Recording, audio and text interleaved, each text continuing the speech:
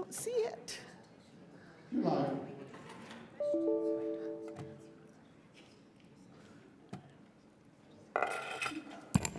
Good morning. It is 9 a.m. and I'd like to call this meeting of the Animal Services Center of the Mesilla Valley Board to order. First, could we rise for the pledge, please? I pledge allegiance To the flag of the United States of America, and to the republic for which it stands, one nation, under God, indivisible, with liberty and justice for all. Thank you. And thank you all for being here. Becky, can you help us determining the quorum, please? Sure. Manny Sanchez? Present. Lynn Ellens? He's here. We have John Macias? Present. Enriquez? Excuse me. Eric Enriquez. Good morning here. And Becky Coran.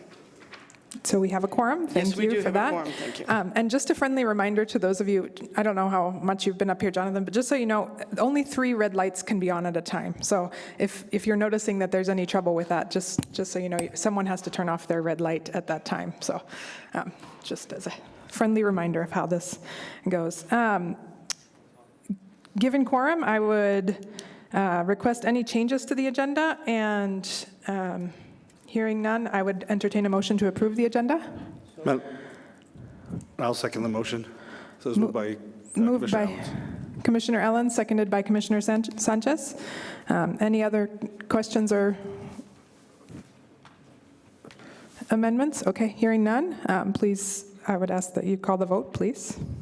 Board Member Sanchez? Yes. Board Member Ellens? Mr. Ellens, I really need you to turn the microphone on and off so I can hear you. Okay. Thank you. Board Member Macias? Yes. Board Member Gandara? Yes. Chair Coran? Yes. Thank you. Thank you. The agenda is approved. Next, we're moving on to the minutes for the prior meeting on March 24th, 2022. I'm not sure if you all had a chance to look at those. They were within your packet, but I would entertain a motion to approve them or discuss if there are amendments. So moved, Gandara. Second. Moved by Board Member Gandara, seconded by Board Member Sanchez. Please, if we could have a vote. Board Member Sanchez? Yes. Board Member Ellens? Yes. Thank you. Board Member Macias? Yes. Board Member Gandara? Yes. Chair Coran? Yes. Thank you. Thank you. Next up, we'll have our reports. First, starting off with the Coalition for Pets and People, I would love to hear from Carla Baker, who works with Cherished Canine, and I'm very much looking forward to hearing from you, Carla. An advocate, I know, an outspoken advocate who loves animals more than anything, so I've been admiring you on Facebook and your active action, so great that you're here. Thank you for being here. Is it up? Yeah, it's coming up. It's loading. And is it on where it just, well, can we get this off? Yeah. You're welcome. There you go. You can click or the arrow. Okay, again, my name is Carla Baker, and I'm with Cherished Canine I Albree. really need you to speak directly into this microphone, please. Okay, thank can you. you hear me now? I feel like a phone commercial. My name is Carla Baker, and I'm with Cherished Canine Albree Rescue. We, let me get this done, just a second. There we go. We were founded in 2013. We are a foster-based rescue, and we're 100% volunteer. So we have 0 paid positions. Everybody is volunteer for us. Our annual budget is only about $60,000 to $65,000 a year. We do save a lot of animals for that budget, so we pinch every corner we can. The next is our mission statement. We're dedicated to rescuing and rehoming neglected, abused, and abandoned animals in Las Cruces and the surrounding communities. Our goal is to decrease the euthanasia rate at the shelter by rescuing the dogs before they reach the shelter. So when we were founded, Deb and Sue Peterson were the only 2 off the street with 2 Hearts, 4 Paws. We're the only off-the-street rescue in Las Cruces, and there was such a huge need. So what we're doing is we tried to fill that gap. That doesn't mean we don't pull from the shelter. We actually do pull from the shelter. We pick up dogs off the street and in the desert. We look for their homes. If we don't find their existing homes, we find new homes for them. We're really into pushing a lot of dogs out of here right now. We do a monthly transport to Minneapolis or the Minneapolis area. Well, they don't all go there, I shouldn't say that. But the majority of our dogs go to the Minneapolis area. They get adopted within a week or two up there. And we get lots of updates on them. So that's been our big push versus we're still adopting locally, but we're really pushing a lot of them out of here. We do a lot of trapping. We have worked with other organizations. We've lent our traps to other rescues. We used to work quite a bit with the county ACOs and some of those hard, like Pretzel, if you've heard of Pretzel. We do a lot of work with other organizations. We do have a very good working relationship with the other rescues. In fact, we're on a private feed with all the rescues that we're constantly in touch with each other. Our rescue accepts all breeds. We're not breed specific. Everything from young dogs, old dogs, we take them all. Medical cases, we have a ton of medical cases right now. In fact, we just pulled a dog from this shelter, I don't know, a couple weeks ago that had been ran over by a motorcycle. We've got probably 5 or 6 major medical cases going on right now. We already said we transferred to rescue partners. We have rescue partners, Arizona, Colorado, probably about 10 to 15 states, but right now our biggest push and who's taking the most from us are 3 rescues located outside of the Minneapolis area. So we transport to Kansas City. They meet us in Kansas City. They transport, or actually outside of Wichita, not Kansas City. They meet us there. They transport the rest of the way up, and we do that every month with a load. We did run into a little bit of a problem. Our transport vehicle's down and out, so we need another vehicle, which now it's costing us to rent a vehicle each month. So our number one priority now is trying to find a new transport vehicle so we can continue to push these dogs out of here. We transport between 20 and 45 every month to that area. Border Patrol, we actually have provided dogs to Border Patrol. We have 2 dogs in training right now with Border Patrol. Those 2 puppies were found in the middle of the desert in Barino with their litter. It was kind of a sick situation. Somebody found a box of about 3-week-old puppies, and a couple had been drug out and half-eaten already. And we took that litter in, and 2 were adopted by their foster here locally. 1 was sent out to Minneapolis, and 2 are in the Border Patrol program, and they've been there now a year. So it takes between 1.5 years to 2 years to pass or fail, so we still don't know if they've completely made it, but they've made it this far. They're Malinois. We call them our mini Mows because they're smaller than normal Malinois, but they're our mini Mows. So anyway, we have a good working relationship with them also. I'm going to just kind of show you, rubber meets the road. These are the Rebel, the one on the left. She was just found in the desert, the same area, and we believe she's related to the Malinois puppies we picked up last year. She was picked up weighing 4 pounds in the middle of the desert in Barino, and she's getting ready to be, she's now 6 weeks old. Our next transport's in 2 weeks. She'll be heading out to Minneapolis. The next one over is Ruby. We pulled her from the shelter. Ruby is a little old lady. She had the last of her teeth pulled. But she's going into her adoptive home tomorrow, so yay for her. Dagwood was actually born at the shelter. He was a care and maintenance case. I guess his owner was in prison, and he was born there. He went to... She got out of jail, I think, not prison. She got out of jail, took him back. Long story short, we ended up taking the whole litter back or out, and they all got adopted. We still have Dagwood. He's gone through a series of surgeries, so he just keeps getting held back from being able to be transferred out of here because he's had 3 or 4 surgeries at this point. So Journey, I just mentioned her. She's the one that was ran over in Hatch about 3 weeks ago by a motorcycle. County ACO picked her up, took her to the shelter. We got word of it. We went and picked her up the next morning. She had quite a few seizures. She was seen by a vet. She went into seizure activity because of the swelling in her brain, and she is doing great. She's heading to Minneapolis also. Pirate also came from the shelter. Pirate, as you can see, he's missing his right eye. He was born with an underdeveloped eye, and he came in with all of his litter mates. His litter mates were sent on to Colorado. He was left behind. So we were asked to go pull him. We did. He's kind of stuck in our rescue. He's been with us for a long time, but we don't, they're with us until we find a place for them, whether that's another rescue, an adopter, whatever. So our dogs stay with us. We don't euthanize them. We just stop doing intake. We don't get rid of the ones we have if we can't find a home for them. So anyway, so in a nutshell, that's kind of what we're about. So right now we have about, I think we have about 40 getting ready to go transfer out. We have about 75 in the rescue right now. What questions do you guys have for me? Any questions from members of the board?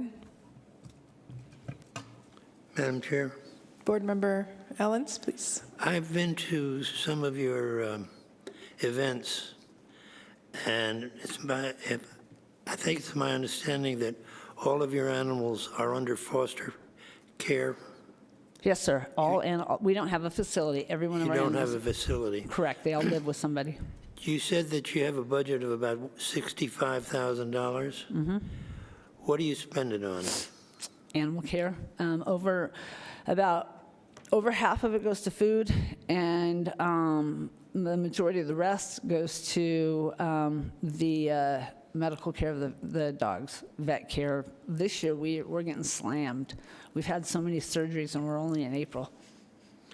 Do you distribute any of your funds to any of the fosters? We provide all needed supplies. We don't provide money. We Okay. provide food, crates, playpens, puppy pads, whatever they need. Every foster has a different need, so they tell us what they need. We provide it. We're really lucky. We've got a good community. When it comes to us needing something, we put out the, hey, we need it, and somebody gets it for us. So we're really lucky in that standpoint. Now that the pandemic is sort of over, are you doing any events now? No, you know what the pandemic taught us, and this is funny because we just had this discussion amongst the rescues, some of us, that we didn't, I mean, we're not adopting out any less, not doing adoption events, and now I can focus more on pushing them out of here on transports. So we are not going back to having adoption events. We are sticking with advertising them online and word of mouth. I get a lot of former adopters calling up and saying, okay, I want a playmate for whoever, and we come up with one. We have 3 being adopted this week. I've got another in the works. So without adoption events, we can spend more time actually doing the adoptions. And like I said, we have a wonderful transport coordinator, and she kicks it when it comes to getting good transport partners and getting our dogs out of here. Do you do cats? We do not do cats. How many, I may have missed it, how many animals at a time do you generally have fostered out? It really is dependent on when we'll have fosters, we'll have a ton of fosters, and we'll have a ton that need a break or whatever. So it just depends on how many fosters are saying yes at that time and how many puppies. Our numbers shoot up when we have litters and litters of puppies. Our last transport we sent out was almost all puppies. Well, that's not true. There were some adults and some mamas in there, but right now we have about 75, and like I said, we have about 40 slated to leave next month. That's a lot. Yeah, that is a lot for a little budget. It's a whole lot. Thank you. Thank you. Madam Chair. Board Member Macias, please. Ms. Baker, you mentioned earlier that one of your greatest needs is a vehicle. Can you speak more to what kind of vehicle you're seeking or need for your operation? Yeah, our transport vehicles are generally, our last one was an old Roadrunner bus, and we converted it, and it was outlined in crates and stuff. It lived its years out in our rescue. It's done. Right now, we've been renting cargo vans from Enterprise every month. It's killing us financially. So we're looking at either like a large capacity, I'm sorry, I keep hitting everything, a large capacity van or a bus kind of. The bus is ideal because, we can walk down the aisle. We have crates, on both sides. The van's a little different because you kind of block a dog in to get to another dog, and then you have to pull kennels out to get to dogs. But whatever, we just need something to move dogs out of here. Thank you. Thank you. Any other questions from the board? Hearing none. Carla, again, thank you so much. It is really meaningful to the shelter and our animal community that you are keeping your organization running, and also the advocacy that you do, which I really appreciate, especially related to abused and neglected animals in our community, which is a really critical and sad situation. And so I appreciate you. We appreciate you. And thank you very much for coming here today and sharing about Cherished Canine. Perfect. Thank you. Have a great day. Madam Chair, Yes, Board Member Ellens. could you come back? Oh, Carla, Hello? don't go yet. I have another question. Oh, I left this up anyway. I know that you ship dogs out of state A lot. to partner rescue operations, but how many direct adoptions as a percentage of the number of animals you have at a given time? What's your percentage rate for direct adoptions at your events, for instance? Well, we don't do events anymore, but we right now are transferring out about twice as many as we are adopting out. And so that number's going to shoot up because we're moving our focus away from adoptions. I mean, we're still going to adopt out, but we're just finding, we're getting a lot of returns. It's just, we just got a return 2 days ago. We had to take 2 dogs back from Arizona. The owner took one to the shelter and said it was a stray. Thank goodness for microchips. They call us, we give them the name of the adopter, and that just happens to be the Good Samaritan who found the stray. So they're not having our partners. It's the northern states are a completely different mentality when it comes to animal welfare. The animals, we get so many busted up animals here. When I say we, I'm not meaning just our rescue, the shelter, the other rescues, and they're just throwaway here. The other states look at them as family members. All right, thank you. Thank you. Are we done? Any other questions from the board? Thank you. Again, thank you so much, Carla, for being here. Next up, we have city and county ACO reports, but this time we don't have a county ACO report. We do have a county representative here, but we don't have a formal presentation. So I'll first defer to the city presentation, and then we can go from there and see if we have other questions from the county. Good morning. Good morning, Madam Chair, members of the board. For the record, my name is Gino Jimenez. I'm the Animal Control Supervisor for the city. And what I'm going to do is present you our numbers for March 2020. So our reported stray animals, the officers responded to 475 stray animals for the month of March. 225 of those were GOA, meaning that the officer had no contact with that animal. 250 stray animals were apprehended. So 196 animals were impounded at the Animal Service Center, 143 were dogs, and 53 were cats. The officers were successful in field RTOing 54 animals back to their owner. That meant that 54 of those animals did not cross the threshold of the ASCMV. The officers were also unsuccessful in field RTOing 12 animals in the field. Those were animals that had some sort of ID. However, for some unknown reason, and my slides later on will show why, those were not able to go back to the rightful owner. So we had a total of 66 identifiable animals. And I know there was some confusion last month on this slide in particular, and I want to thank Councilor or Board Member Flores for bringing that to my attention. What happened is I had inputted incorrect numbers. So thank you for bringing that to my attention, ma'am. That's why I was confused on how to respond, because I thought my numbers matched, but they didn't. Thank you for bringing that to my attention. So here is our 3-year stray animal comparison. So again, like I said, we had 447 for the month of March. It's keeping with our trend. Hopefully these numbers will go down like they did in 2020, and we can get back to that trend. Would be much better for everybody, especially for the ASCMV. Here is our 3-year field RTO comparison. We are way, way above our past years. So I am very, very hopeful that we continue that upward trend of being able to field RTO animals. I think 54 is one of our highest numbers that we've had. I think the highest we've ever had was something like 66. But here we are at 54, and this year, those numbers are surpassing the past 2 years.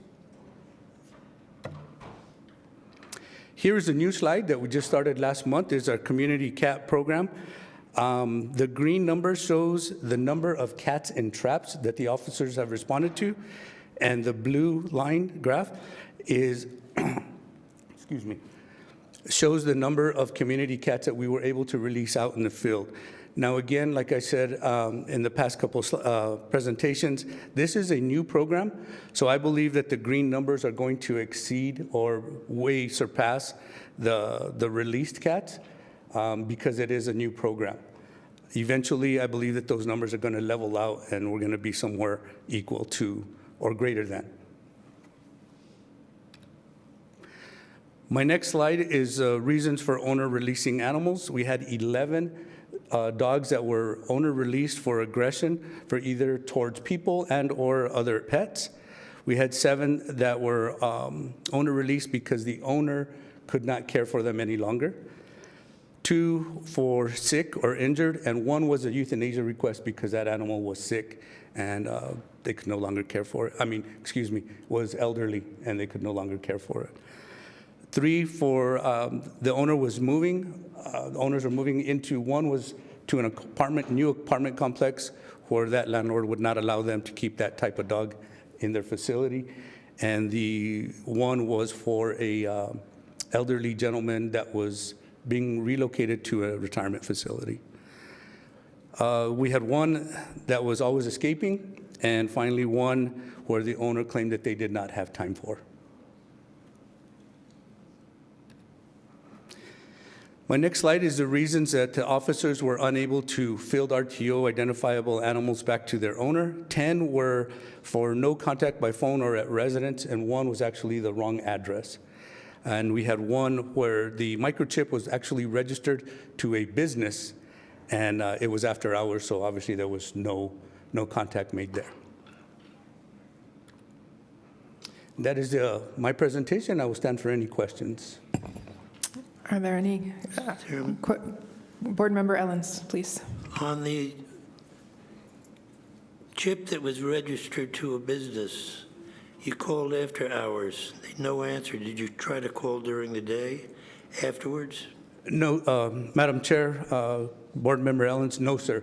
Well, because of our time constraints, that animal had to go to the Animal Service Center.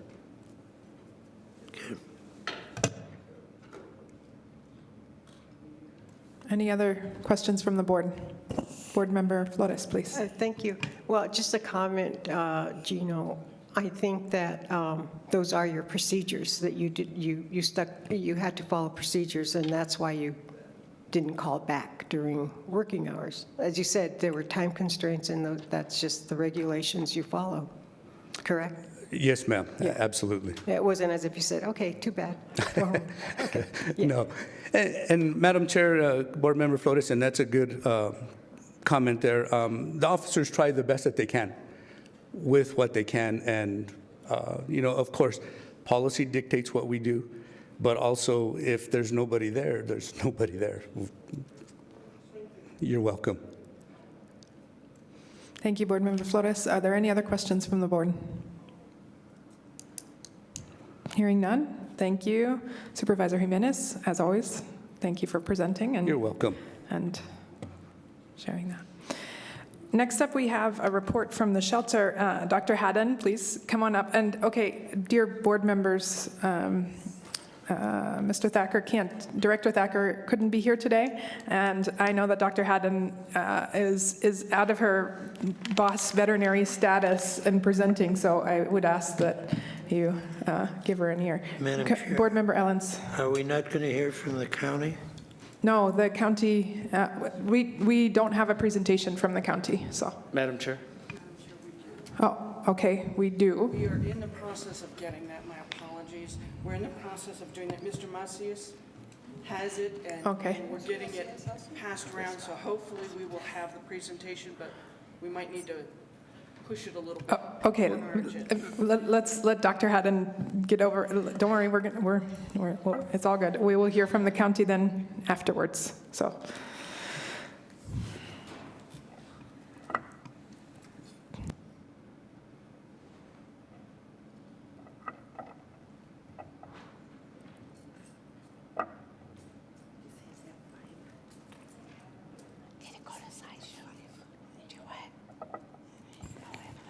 Please state your name to start us off, and then go ahead. I'm Dr. Haddon, Medical Director from Animal Services Center. Bear with me. All right. The Director's Report for March of 2022. The 3-year comparison of our current animal count, what is in the facility right now, it's pretty close to what it was last year, but steadily going up from the years previous. And if at any point, if I skip over something, because this is going to be a short presentation, please feel free to interrupt. So March intakes, comparing 2021 and 22, were, I don't want to say significantly higher, but we're quite a bit higher this year for March intakes as compared to the last.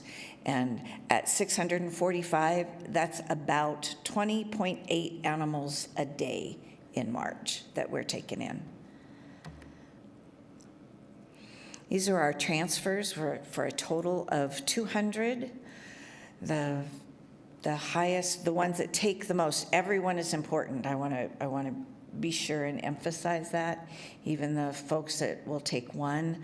But APA, Halo, Forever Homes, not Forever Homes, they are one of the rescues, but Front Range Freedom Rescue is a new rescue. They've been taking our ringworm and a lot of neonates, kittens, so that's been a huge help for us. Again, Halo and Colorado Puppy Rescue. We've been inundated with puppies this year. Well, every year, but they've been taking a lot of puppies from us, for us. Our returns, we've had a total of 13 dogs and 1 cat for various reasons. Our outcomes, again, compared for the last couple years and this year, adoptions are up a little bit percentage-wise from 21. Reclaims are about the same. Rescues are down a little. That may be due to disease. I can't say for sure, but distemper has been rampant nationwide. Community cats are up a little bit. Euthanasias are up, which again may be contributed to by the disease that we're seeing in the shelter. So our live release rate is the number of animals that had an outcome, 84% were live. Our euthanasia reasons, again, primary is behavior, aggressive dogs, and the second one is the respiratory signs, which could be distemper that's not always diagnosed as distemper. Volunteers, big shout out to our volunteers. They've been doing great, lots of hours. Our volunteer coordinator is really hitting it hard. They had a volunteer camp just this past week, and they're expanding what the volunteers can do for the center animals. Our visitors are up from February. We did start, though, the walkthroughs March 11th, so that would account for some of the increase. Those walkthroughs were Friday, Saturday, and Sunday. And then in April 11th is when we started from 7 days a week, open to the public.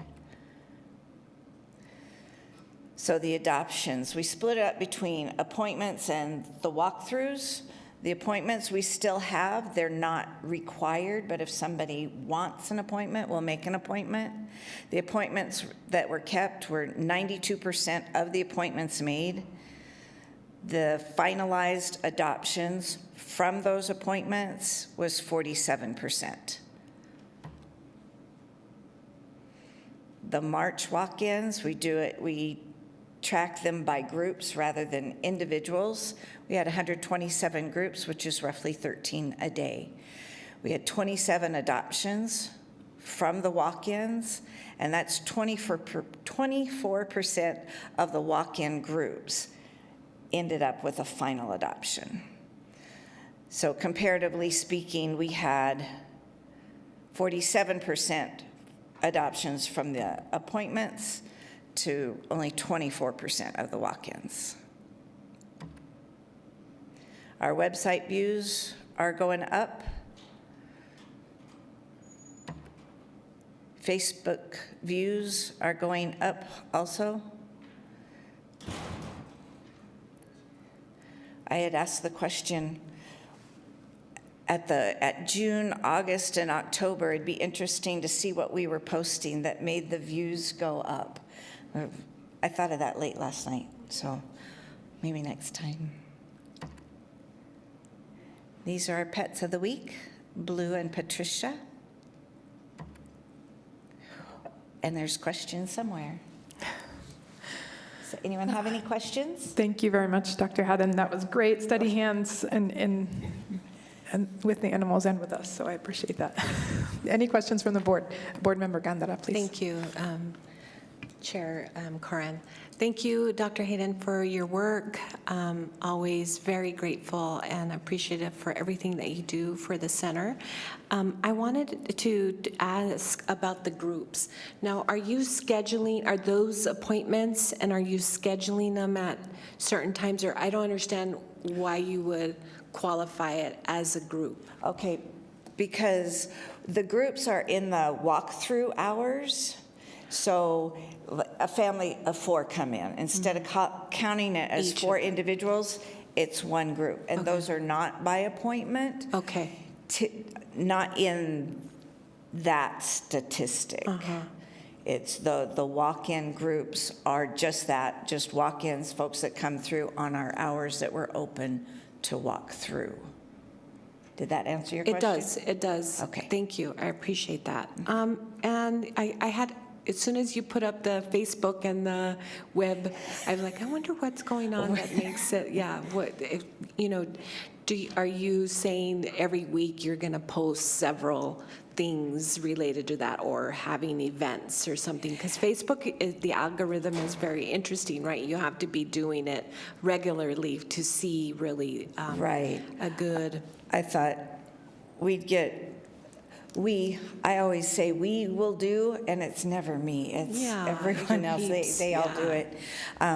But to look at Facebook back in that period of time to see what it was, so that maybe we can do those types of posts more regularly. Sure. Yeah, thank you again. I appreciate it. You're welcome.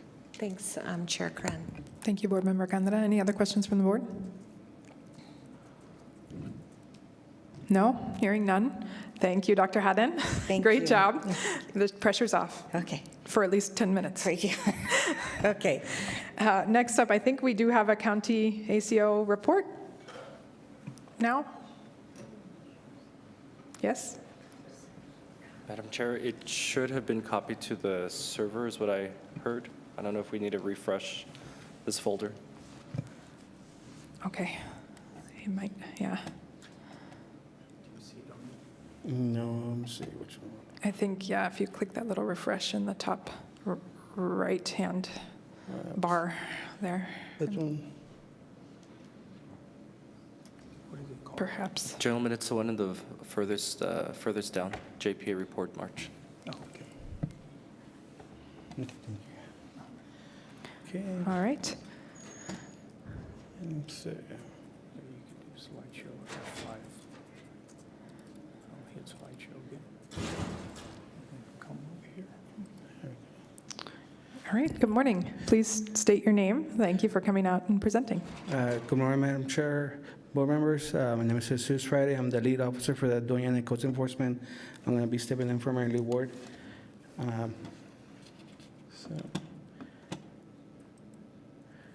Okay. The reported stray animals, 281 reported stray animals, 169 stray animals were picked up. Picked up 45 stray cats, picked up 124 stray dogs, 15 were sick or injured animals, 4 were cats, 11 were dogs, 13 were owner surrender animals, 0 cats, 13 dogs. Reported stray animal calls for the 4-year comparison chart.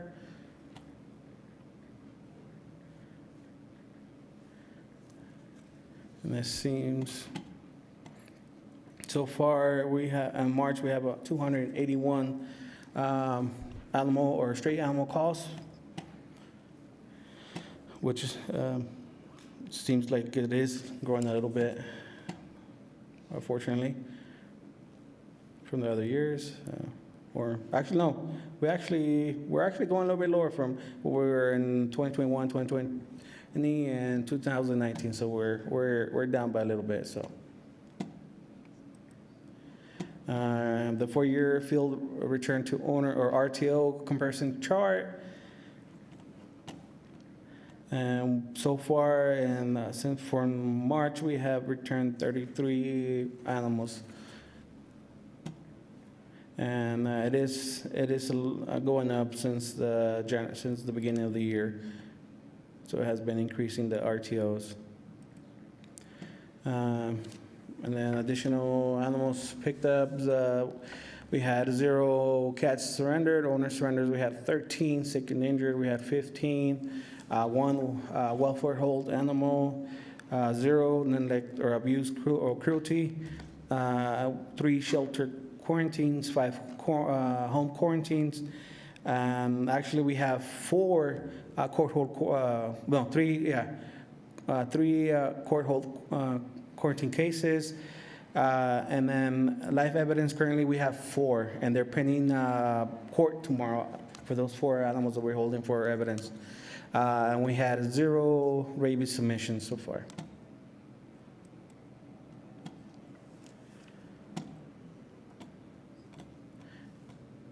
And then pretty much just the districts that we cover.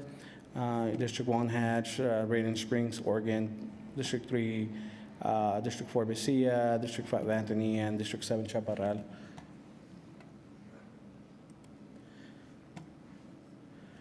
And this is just some data for the stray animals picked up by the districts. And then seems pretty much our District 4 appears to be District 2 appears to be the one where we've been getting more cats or dogs, unfortunately.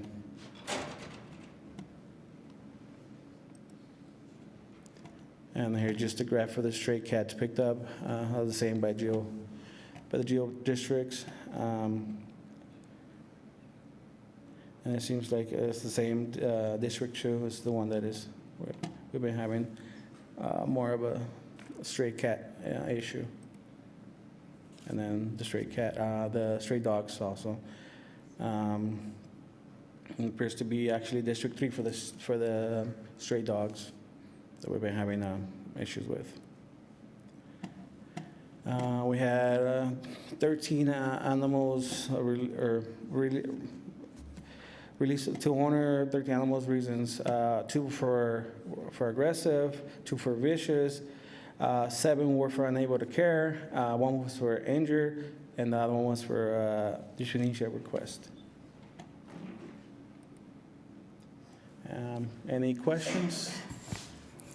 Thank you so much. I really appreciate it. I know you were just seeing this for the first time too, so I Yes. appreciate your rolling with it. Board Member Flores, please. Thank you, Madam Chair, and thank you very much for your presentation. So I have a couple of questions. Can you go back to slide, the one before, that one? Yeah, that one. That one prompts my question. Okay. So when you pick, do you know how long it takes between the time that you get a call about a stray animal and how long it takes you to get there? Like, say, for example, District 3. Because District 3 is, I mean, that's like the East Mesa. And so I'm just wondering how long it takes. Well, isn't there overlap there, Gino? I mean, I'm sorry, Madam Chair, I'm skipping. Something just occurred to me. So if there's a call in District 3, for example, which includes county and city, how is that handled? Do you have a cross connection? I mean, do you connect with the city or vice versa? Madam Chair, Board Member Flores, there is no overlap, ma'am. We have jurisdictional boundaries where I cannot go into the county to enforce their ordinance, and likewise for them. So in the East Mesa, our boundary is right there at the New Mexico DOT Center, where all the heavy equipment is for the DOT, the Highway Department. That is right there, right at our boundary. So anything east of there would be county's jurisdiction, and anything west would be city's jurisdiction. I know it sounds like a silly question, but dogs don't know boundaries, animals. So, I mean, I say, ooh, I'm in the county and they're coming after me, I better run.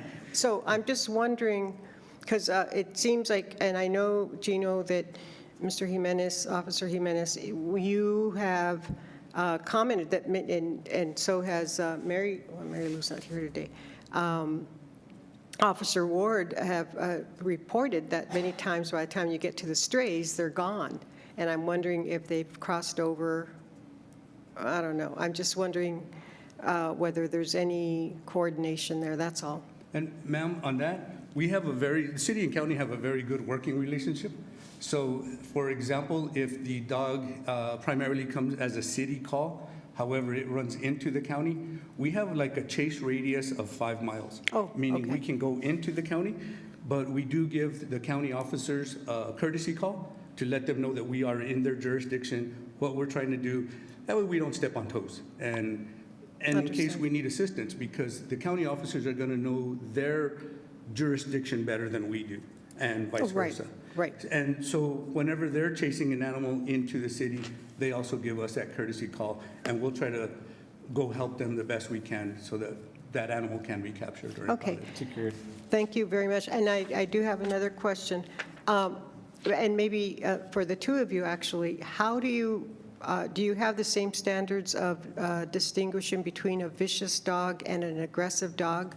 And then a vicious dog, I think, gets put down, as they say. He's euthanized. It's euthanized. I don't know. I'm just speaking, but is there a difference in that standard, and what are the outcomes or the consequences? Madam Chair, Board Member Flores, all depends after, because a lot of people see a pit bull and they say it's vicious just because it's a pit bull. So after, depending if it doesn't have an owner, we'll take it to the shelter will have the companies that will check and they'll deem and see the animal. Unless the owner depending on how the animal came into our hands, if it was because I attacked another animal, attacked a human being, then we'll have to be, it just depends on the circumstances of how we receive that animal. Because a lot of times we get calls, people, it's a pit bull, it's vicious, and it just depends on the animal. Because any dog, any cat has the potential of being vicious. It's just we have to study it and make sure that why the circumstances that it came to us, and then we'll have to proceed from there to deem the animal vicious or I not. see. And I think, Thank you. I think that this came up once before, and the shelter also mentioned that they do an independent assessment. So they have the notes from the ACOs, and then also the shelter does their own independent assessment to see if the animal, just in case, people might say something that may not be Yes. reflected in how the dog behaves in that We would like to context. give that. Yeah, because that cat- assessment by an owner can be subjective. Yes. Or just a way of getting you there to get rid of the dog Yes, and I mean. or the animal. Yeah, and they're just, animals are just like humans. They don't like certain people. I have, there's animals that people are say, hey, they're bad or they're vicious towards me. I go there I used to be an animal control officer, and I would come and I would go and just pick them up and load them into my unit. But it just depends. Yes. Right. Well, thank you, gentlemen, and thank you, Madam Chair. Yes. Any other questions from the board? All right, hearing none. Thank you so much again. Great job. Good job. Thank you. Thank you. We appreciate that, and I appreciate y'all's flexibility in moving around the agenda a little bit there under the reports. Next up are committee reports, and so I will look to Assistant City Manager Enriquez for the finance report. Thank you, Madam Chair. We did have a meeting last Thursday, discussed the finance report, which Josh Sassville will present today. We also discussed the budget, which will be an action item B that will have some comments for that as well. All right. Thank you, ACM Enriquez. Josh, please. Thank you. Good morning, Madam Chair, members of the board. My name is Josh Safflin. On behalf of the Finance Department of the City of Las Cruces, I'd like to present the unaudited finance report as of March 31st, 2022.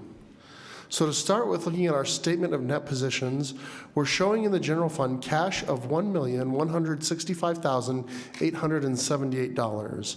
We also have a receivable outstanding of $411,273, which gives us total assets of $1,577,151. We have liabilities of $115,783, a revenue collected in advance of $197,008, and this leaves us with an unassigned fund balance for the period of $1,264,360. Looking at our change in net position, we see for the period total revenues of $2,812,641 and total expenditures of $2,375,401, which gave us a positive net change to fund balance of $437,240. Looking at our budget to actual and change in net position, the total revenues of $2.8 million are 73.2% of the budget, and the total expenditures of $2.3 million were 61.8% of the budget. Our parameter, of course, being 75%. So we see that our revenues are a little under that, and our expenditures are significantly below the 75%. Looking at revenues versus expenditures, the graph, we see that for the month of March, our expenditures were quite a bit above our revenue for that period. Looking at that, it looks like the increases were due to primarily were in salary and benefits, and there was also a capital outlay purchase for that period that would add to that amount, and why we see that going up. Looking at our expenditures, again, our total expenditures were $2,375,401. Of that, salary made up 49%, benefits were 16%, services were 17%, temporary services were 4%, repairs and maintenance 1%, supplies 7%, insurance was 2%, capital was 3% of that, and other made up 1% of our total expenditures. And that will conclude my presentation. I stand for any questions. Thank you very much. I appreciate your presentation. Questions from the board? Board Member Flores. Thank you, Chair Coran. Josh, thank you for your presentation, Mr. Sappel. Why was that capital outlay expenditure not foreseen, and therefore that's why it was higher than expected or beyond the Well, no, budget? in general, they don't have regular capital expenditures. Yeah. So the capital expenditure just wasn't usual. It's like you don't see it throughout the months. They'll make one capital expenditure, and so it increased the expenditure for that period because it was just that one-time expense for it. But usually capital outlay monies are foreseen, and you did say that it wasn't. So what was it? Do you know exactly what that item was? I should correct myself then. I did not mean to say that it was unforeseen. Oh, It was, I said that. I'm sorry. no, and that's okay. Primarily, basically, again, it's not a regular ongoing expenditure like you'd see with supplies and services, but that capital expenditure was basically just a one-time large expense, and that's why we saw that as a large increase that month as opposed to previous months. But Mr. That wasn't to say that it was unplanned. What? That wasn't to say that it was an unplanned expense. It but was an unplanned. No. Oh, well then, I'm back at the question, full circle here. How could it not, if it's a big jump in expenses, how could it not be foreseen? Well, it was foreseen.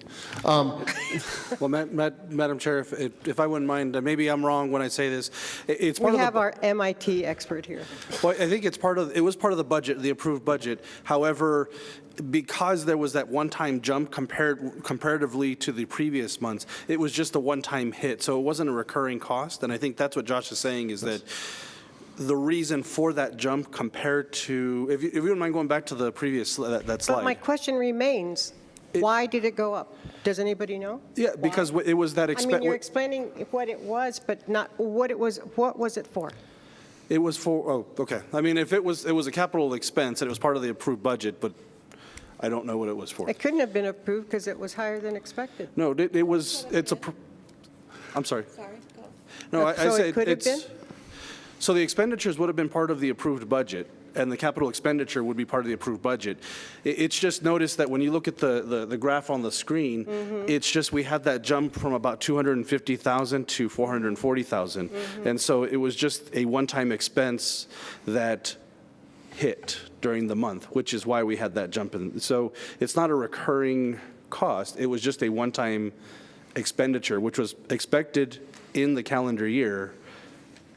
And expected within the budget? Yes. Okay, well then, that was my question, and I'm sorry it took this long to ask the correct. Thank you so much for your answers, Board Member Sanchez and Mr. Saffel. Thank you, Madam Chair. Thank you, Board Member Flores. Thank you, Josh. Any other questions from the board? Hearing none. Thank you very much, Josh. Yeah, and I'd also like to take this opportunity to introduce, if he would stand up, Mr. Armando Lerma. He's going to be taking over the accounting functions in finance for ASCMV. So hopefully starting next week, he'll start, not next week, but next month, he'll be presenting as well to the board. All right, great. So, Good to meet you. We look forward to hearing from you. And what's happening with you? Where are you going, Josh? Absolutely nothing. I'll just be still working upstairs. Okay, good. Josh. Thank you, Josh. Thank you, Josh. I was going to start crying, but okay, I'll save my tears. Thank you very much for always presenting on this and keeping up with us and really just doing right by that. We look forward to. Thank you, Josh, thank you so much for all your work, Josh. You're amazing. And we look forward to hearing from you next month. Yes. Thank you. Next up, I think we can leave Patricia and Blue up there, who I've continued to, I feel like continued exposure makes us all fall in love with them, especially Patricia, who's staring right at you generally. Yes, they're here for something soon. Really quick, on the executive committee, I did meet with Mr. Thacker this month, both in the context of drawing up this agenda, discussing something else that comes up on our discussion items, the distemper discussion, and then subsequent meeting. I think Commissioner Sanchez also met with animal control, and we sort of had some follow-up questions to a discussion we had in the executive committee meeting. I do want to bring out one note from the executive committee meeting about next month's meeting. We don't have a location for the meeting that could be televised next month. both the city and the county sort of places where we can conduct these meetings in public are not available to us at next month at the time of our meeting. And so, you can go ahead. I was just going to suggest, Madam Chair, I'm sure NMSU has highly technical capabilities. If maybe we could reach out to them, see if they could host us.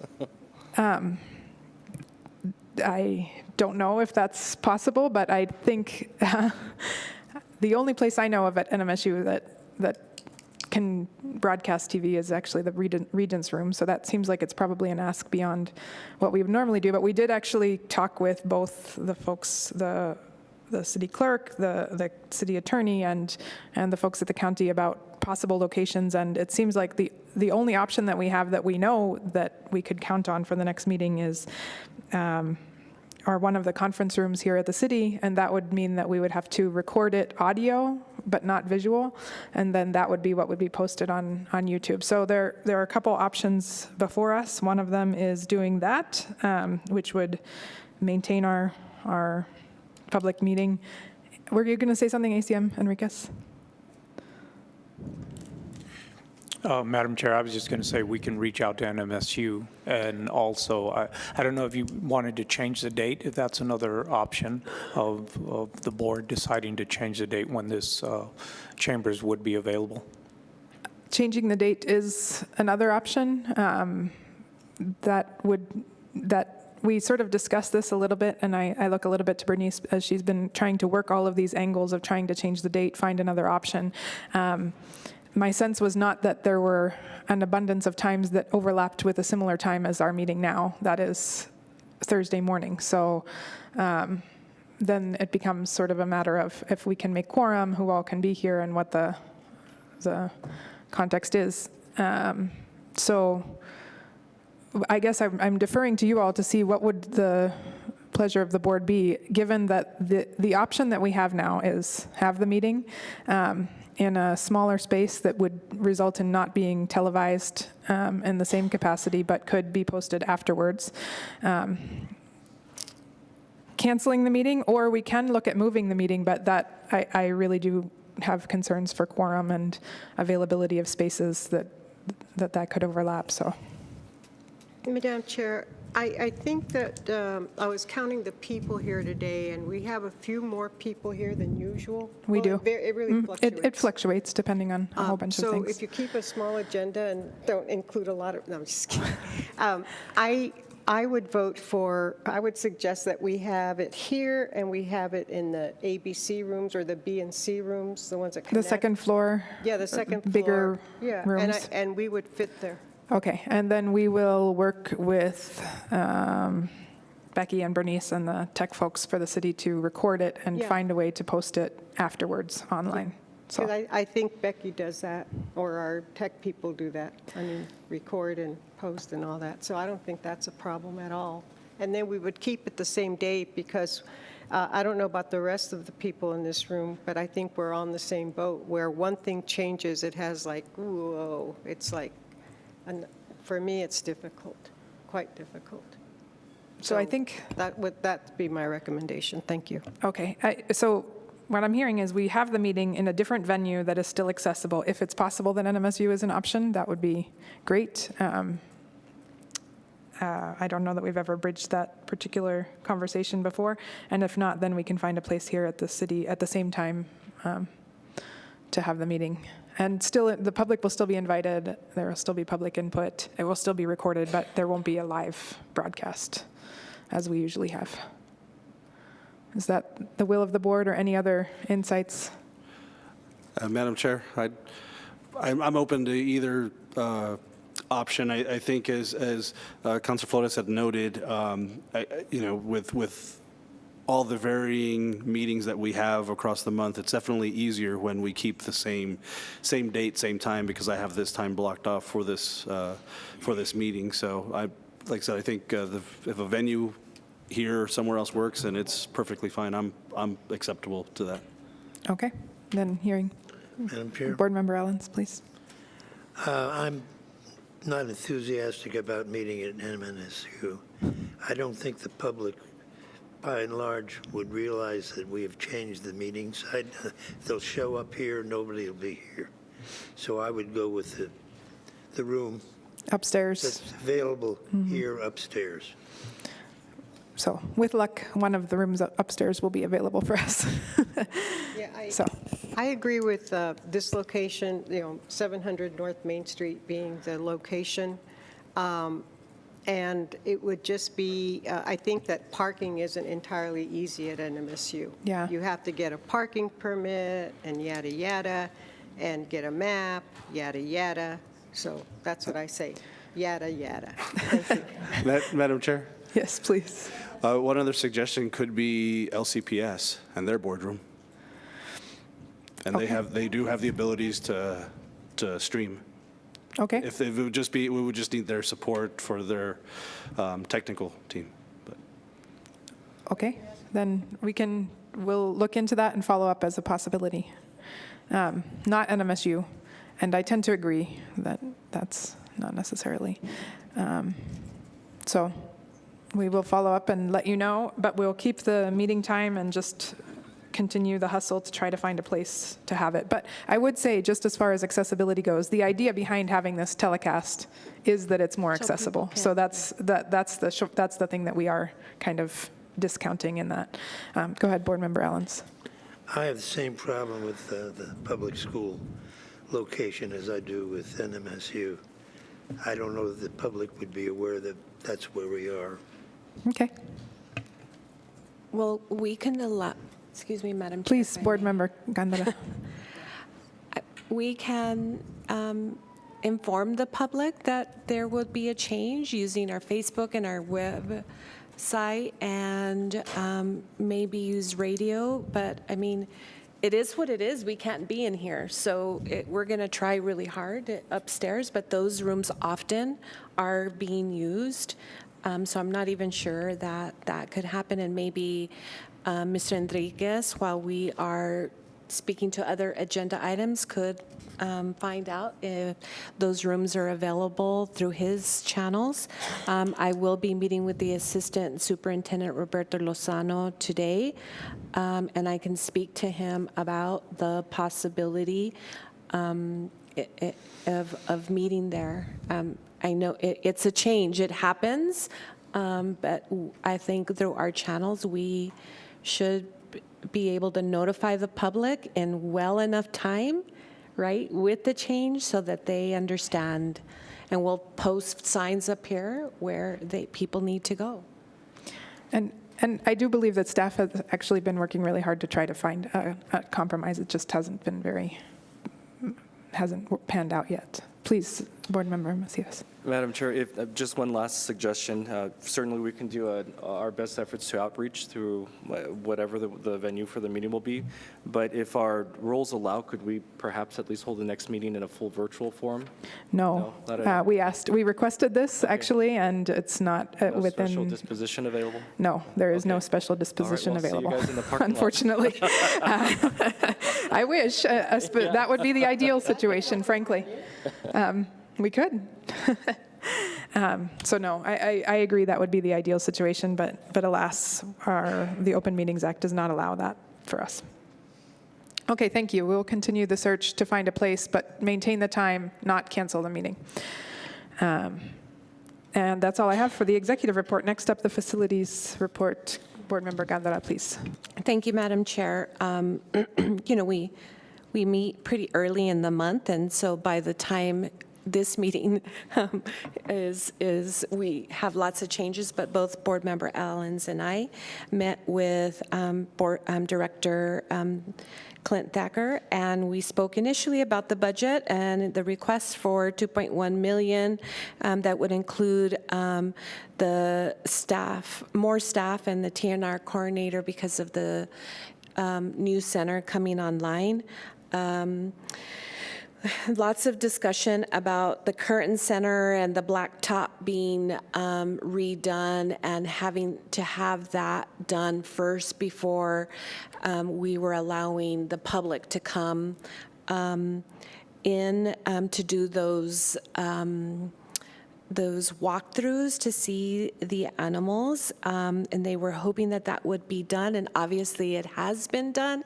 And I see Bernice and Dr. Hayden shaking their head yes, because there was walkthroughs happening as they had intended to. So that's exciting.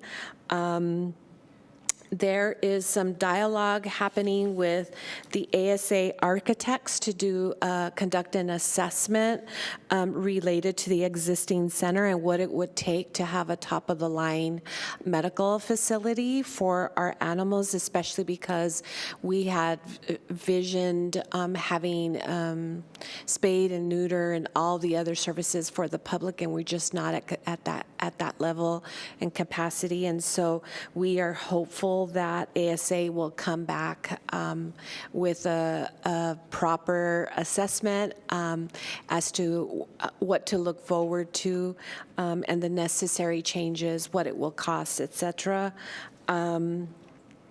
Let's see, there's a lot of discussion about currently not meeting New Mexico Standards Act related to the kennels and the draining that's occurring, when you go in and clean, and the way the draining of the water is currently, and a lot of that needs to change in terms of being able to redo those kennels so that staff can go in and properly clean and it drain appropriately. That particular kennel space was built in the late 90s.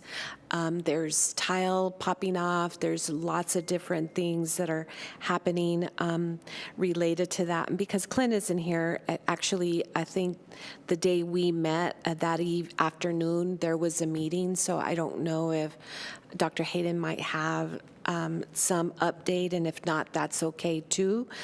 We will definitely get an update to share with the public. And then we had discussions about the population at the center, and currently there was 412 at that point, but it seems like it's much higher today. And we talked a lot about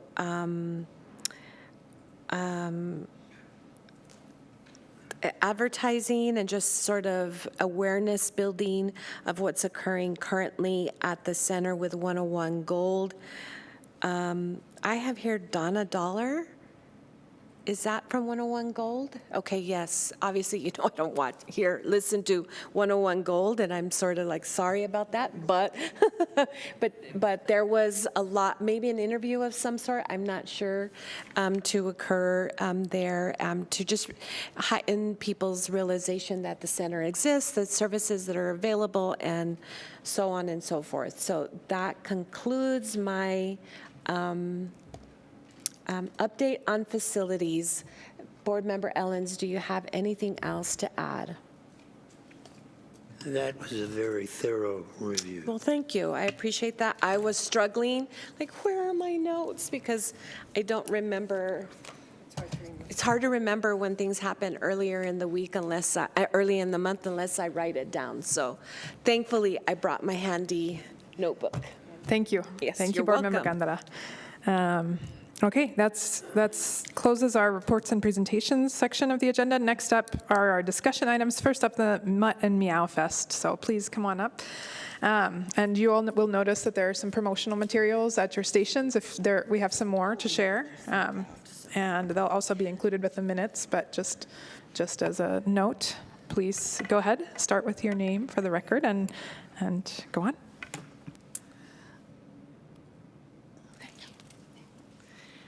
Good morning, everyone. My name's Kelly Heyer. I'm with Leadership Las Cruces, and a couple of my leadership members are here with me. I don't know if you mind standing up or waving. Say hello. Good morning. Thank you all for being here. Yeah. So we're here to talk about Mutt and Meow Fest, but first I'll go over a couple of things about leadership just to kind of give you a primer. Leadership Las Cruces is a group of professional development students who, and it's hosted by the Greater Las Cruces Chamber of Commerce. It's a class year, so it happens once a year, and we meet once every month, every Friday. To learn more about the community and all the different kinds of business sectors that are here and the challenges that we have in the community, both private sector, public sector, government, as well as nonprofits. So in addition to being able to network with each other, with like-minded people, we also are planning and organizing a community project, which is the Mutt and Meow Fest.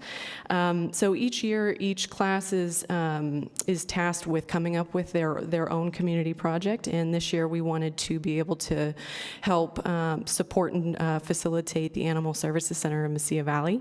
And so in doing that, we'll be hosting a Mutt and Meow Fest, which is a fundraiser and adopt-a-thon. It's a one-time event that'll happen on Saturday, May 14th from 10 to 2 p.m., and it'll be located at the corner of Main and Lowman. And so it'll be a public event. We'll have 17 to 20 different kinds of vendors. It'll be more of like a farmer's market type of event and activity. There will be live entertainment, live music, food trucks. We'll have a couple of hot dog trucks too, which will be fun, kind of to stay on theme. And then also we'll have several other kind of pet-friendly type of activities, including a mutt strut, as well as a photo booth. So anyone who can come out can pay a small fee to take a picture with their own animal, and hopefully maybe stop by the adoption center area that'll be there, and maybe they'll get a little brother or a little sister to go with their current pet. And then we also have the mutt strut, which will be really important because not only can the public enter the mutt strut and show off their own dog or cat, but it'll also be a great opportunity for the adoptable pets to come out and strut their stuff, and maybe some other members of the public will fall in love with each of the animals. The other emphasis here too is that it is for both dogs and cats lovers, so it'll be great to be able to support the Animal Services Center in that way.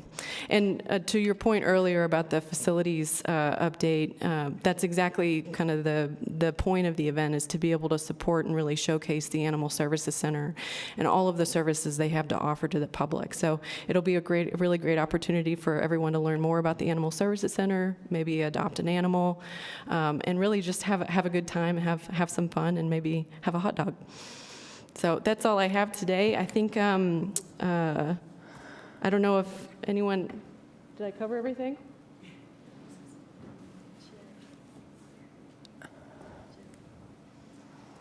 Good morning. I'm Jennifer Charity. I'm co-chair of Leadership Las Cruces this year.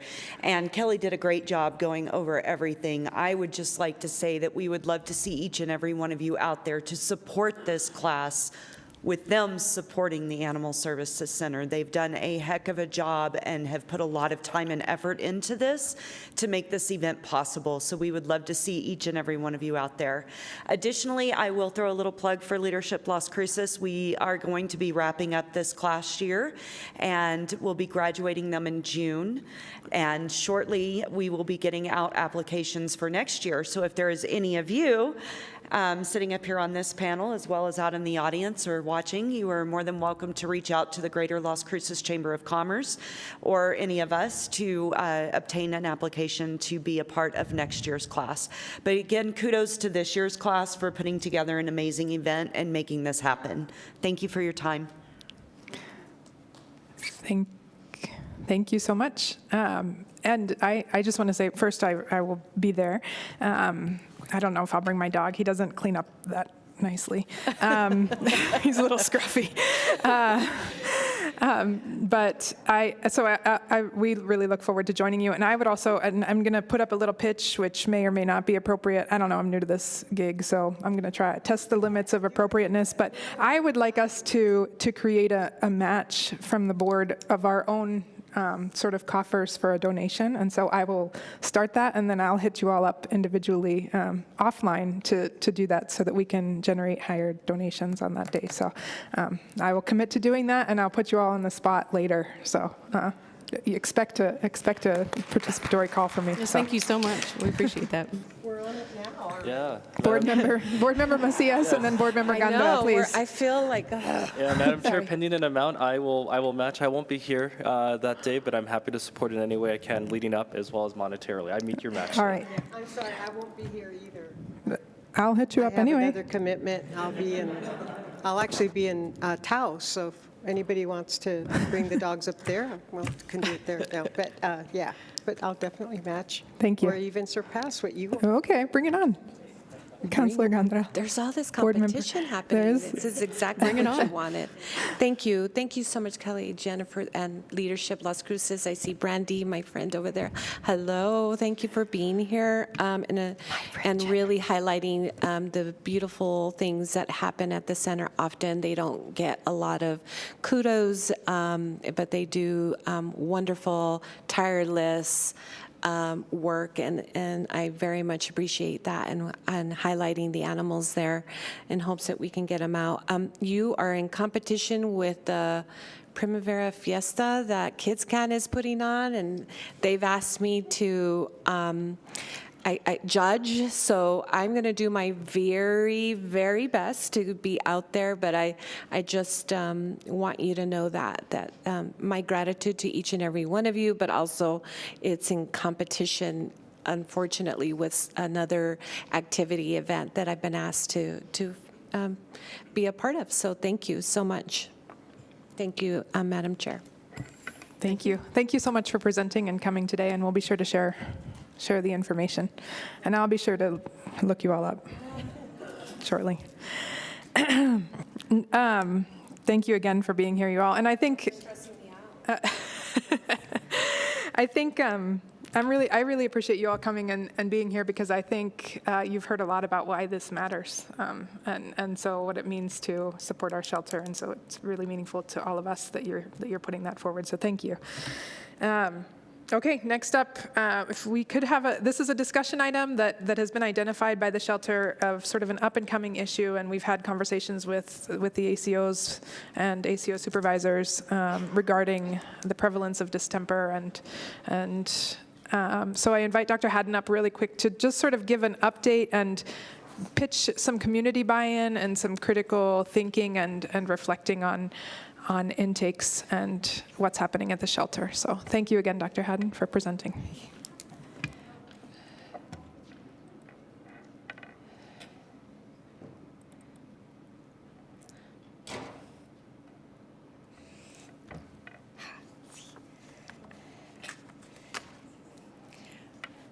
Okay, from what you just said, what I had put together to present is a little different. I'll try not to get into too much detail about distemper, but also go into what you had mentioned and what we had talked about with ACOs and whatnot.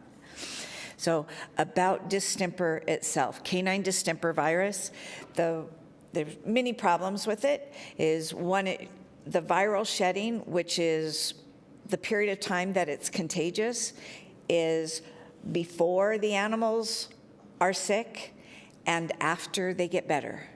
Okay, so that makes it very difficult as far as containment. They can shed the virus for up to a couple of months after they get over the disease itself.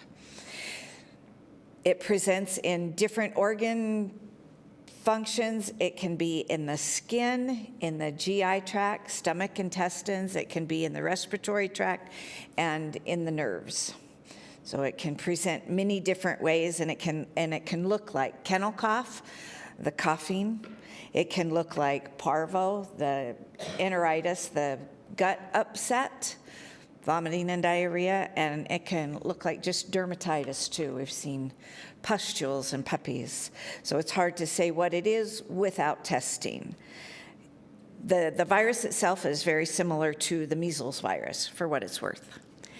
There's no standard treatment per se, it's more supportive. There are folks that are looking at antivirals, but it's not a standard treatment as of yet.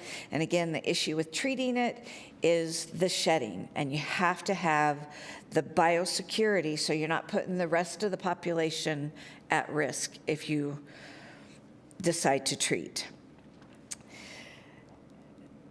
Survivability-wise, it can be survived. They can live through it. It's a relatively low mortality rate, meaning the ones that are diagnosed with distemper, they don't always die with it. And like 10% of them may get those neurologic symptoms, which they can live with. It just depends on how it progresses within the individual.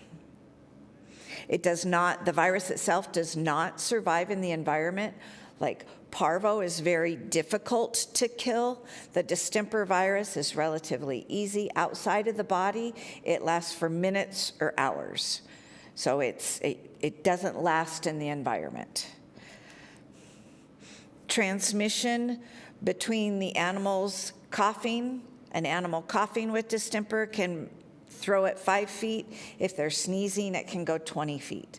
And fomites, us as kennel workers working with the animals, if they cough on us and we go into the next kennel and we can expose the next folks. That's part of the issue with keeping them. Madam Chair. It does not affect cats. Board Member Ellens. Doctor, what are the symptoms? It's a variety of symptoms. It can be a snotty nose. It can be eye discharge. It can be vomiting. It can be diarrhea. It can be hard pads. The nose on them can get thick. That goes along with the hard pads. That's the problem with identifying it without doing a diagnostic test, is that it can present as a range of things. The only item that is sort of what they call pathognomonic, which is if you see that, it's this, is the neurologic symptoms. If they have URI, the upper respiratory, the nasal discharge, ocular discharge, and then within a couple of weeks, they have twitching. A lot of times their heads twitch, their ears twitch.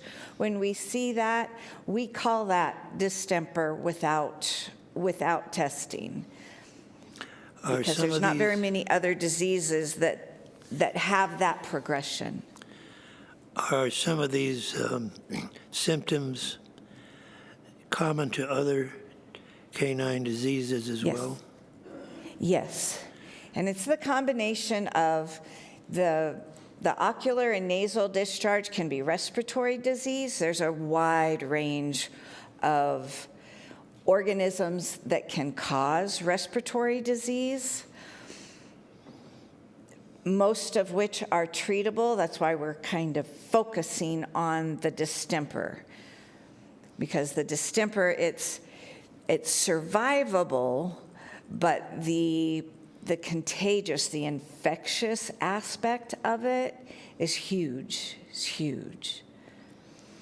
So you have to have a specific testing regimen to determine whether it's CDV. Yes, to say specifically that it is, and we use a PCR test, and we take swabs and send it to, we're using the state lab. So we're just looking at distemper for now. All right, thank you. You're welcome. Okay. So because of the increased incidence, we wanted to get a handle of it before it got away. I'd seen adoptions go out and come back and be sick and then die. And I wasn't liking it, so I said, we got to do something, because it's not fair to the animals, it's not fair to the adopters, it's not fair to the public.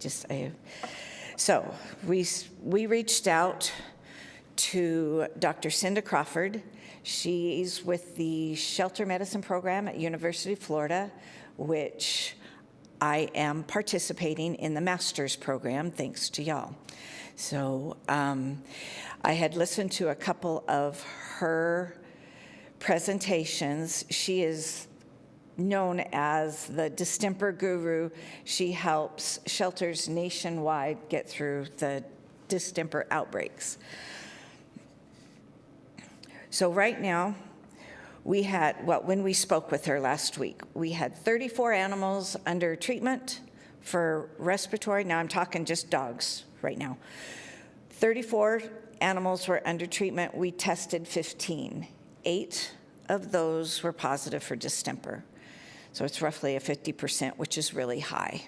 So it is endemic in our population. So we need to stop. The 25 tests, we took those this week. Those were the other animals that are now under respiratory treatment. We took those and sent them off yesterday to see where we stand with those. What Dr. Crawford suggests, and it's just across the board, what we need is a clean break. The clean break being old population and incoming population to not mix, which means we need an empty space, which we don't have.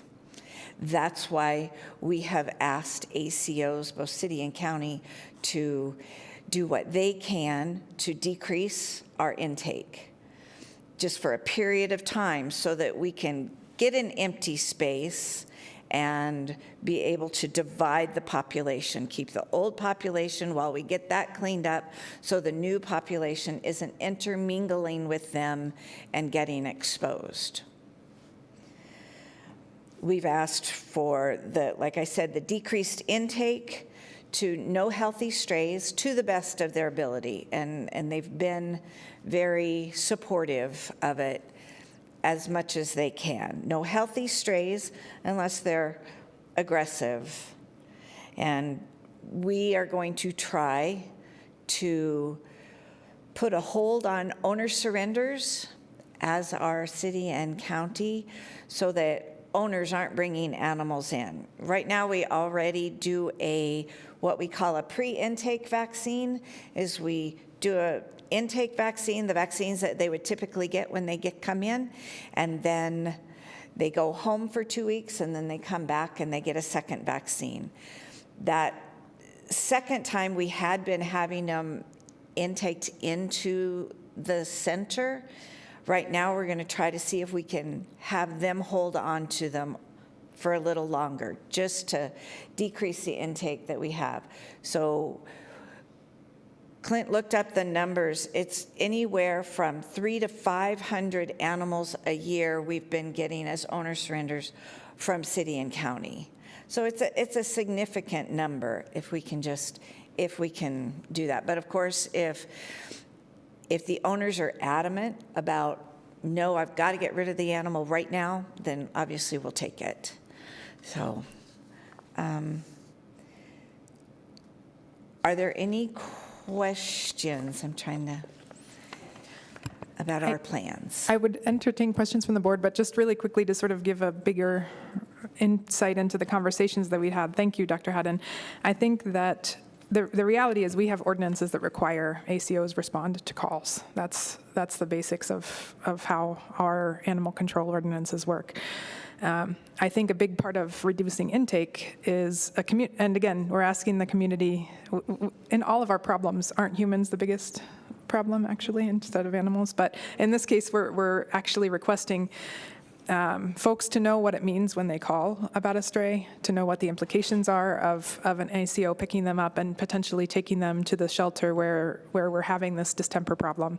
And so definitely supporting the ACOs in their efforts to field return to owners, and supporting the community and considering what it means to call about a stray, which I didn't really think about that. When I would see a stray animal on the street, I would think, getting it picked up is always the better thing to do. I didn't think about all the implications of what that is for the ACOs and for for the shelter as that animal went there, and then in this context of increased incidence of distemper, which is a national problem. And so I think that this is sort of a community request. My sense is, like, we're all in this together. This is a critical issue that we need to think about, both as community members, as the folks working with the board, and our ACOs, to sort of think about this more broadly and really work to try to create that space for the clean break. So I just wanted to put that other context there for the conversations that we had offline related to this too. So thank you, Dr. Haddon. Go ahead, Board Member Flores, please. You can call me doctor. Thank you, Dr. Haddon, again. My question is exactly when an ACO picks up an animal and it's exhibiting, there's multiple symptoms, and they're not discernible just looking at an animal at times. So is there does an ACO pick up the stray? And if it doesn't have the eyes or the nose, those visible symptoms, does the ACO just place the animal with other animals in the vehicle? And if it, and then once it gets to the shelter or the service center, is the animal readily examined and tested? You said, Dr. Haddon, that there had to be a diagnostic test of sorts. So is that done right away? Should it be done right away? And how long does it take to get the results? And then if it's positive, if they're positive, are the animals then isolated? Do we have facilities for isolation? No. There are a lot of questions, and those are probably all issues you're dealing with. But thank you. It is difficult. What we do is, if they're symptomatic, we isolate them. Right now, we may or may not test, depend on the symptoms.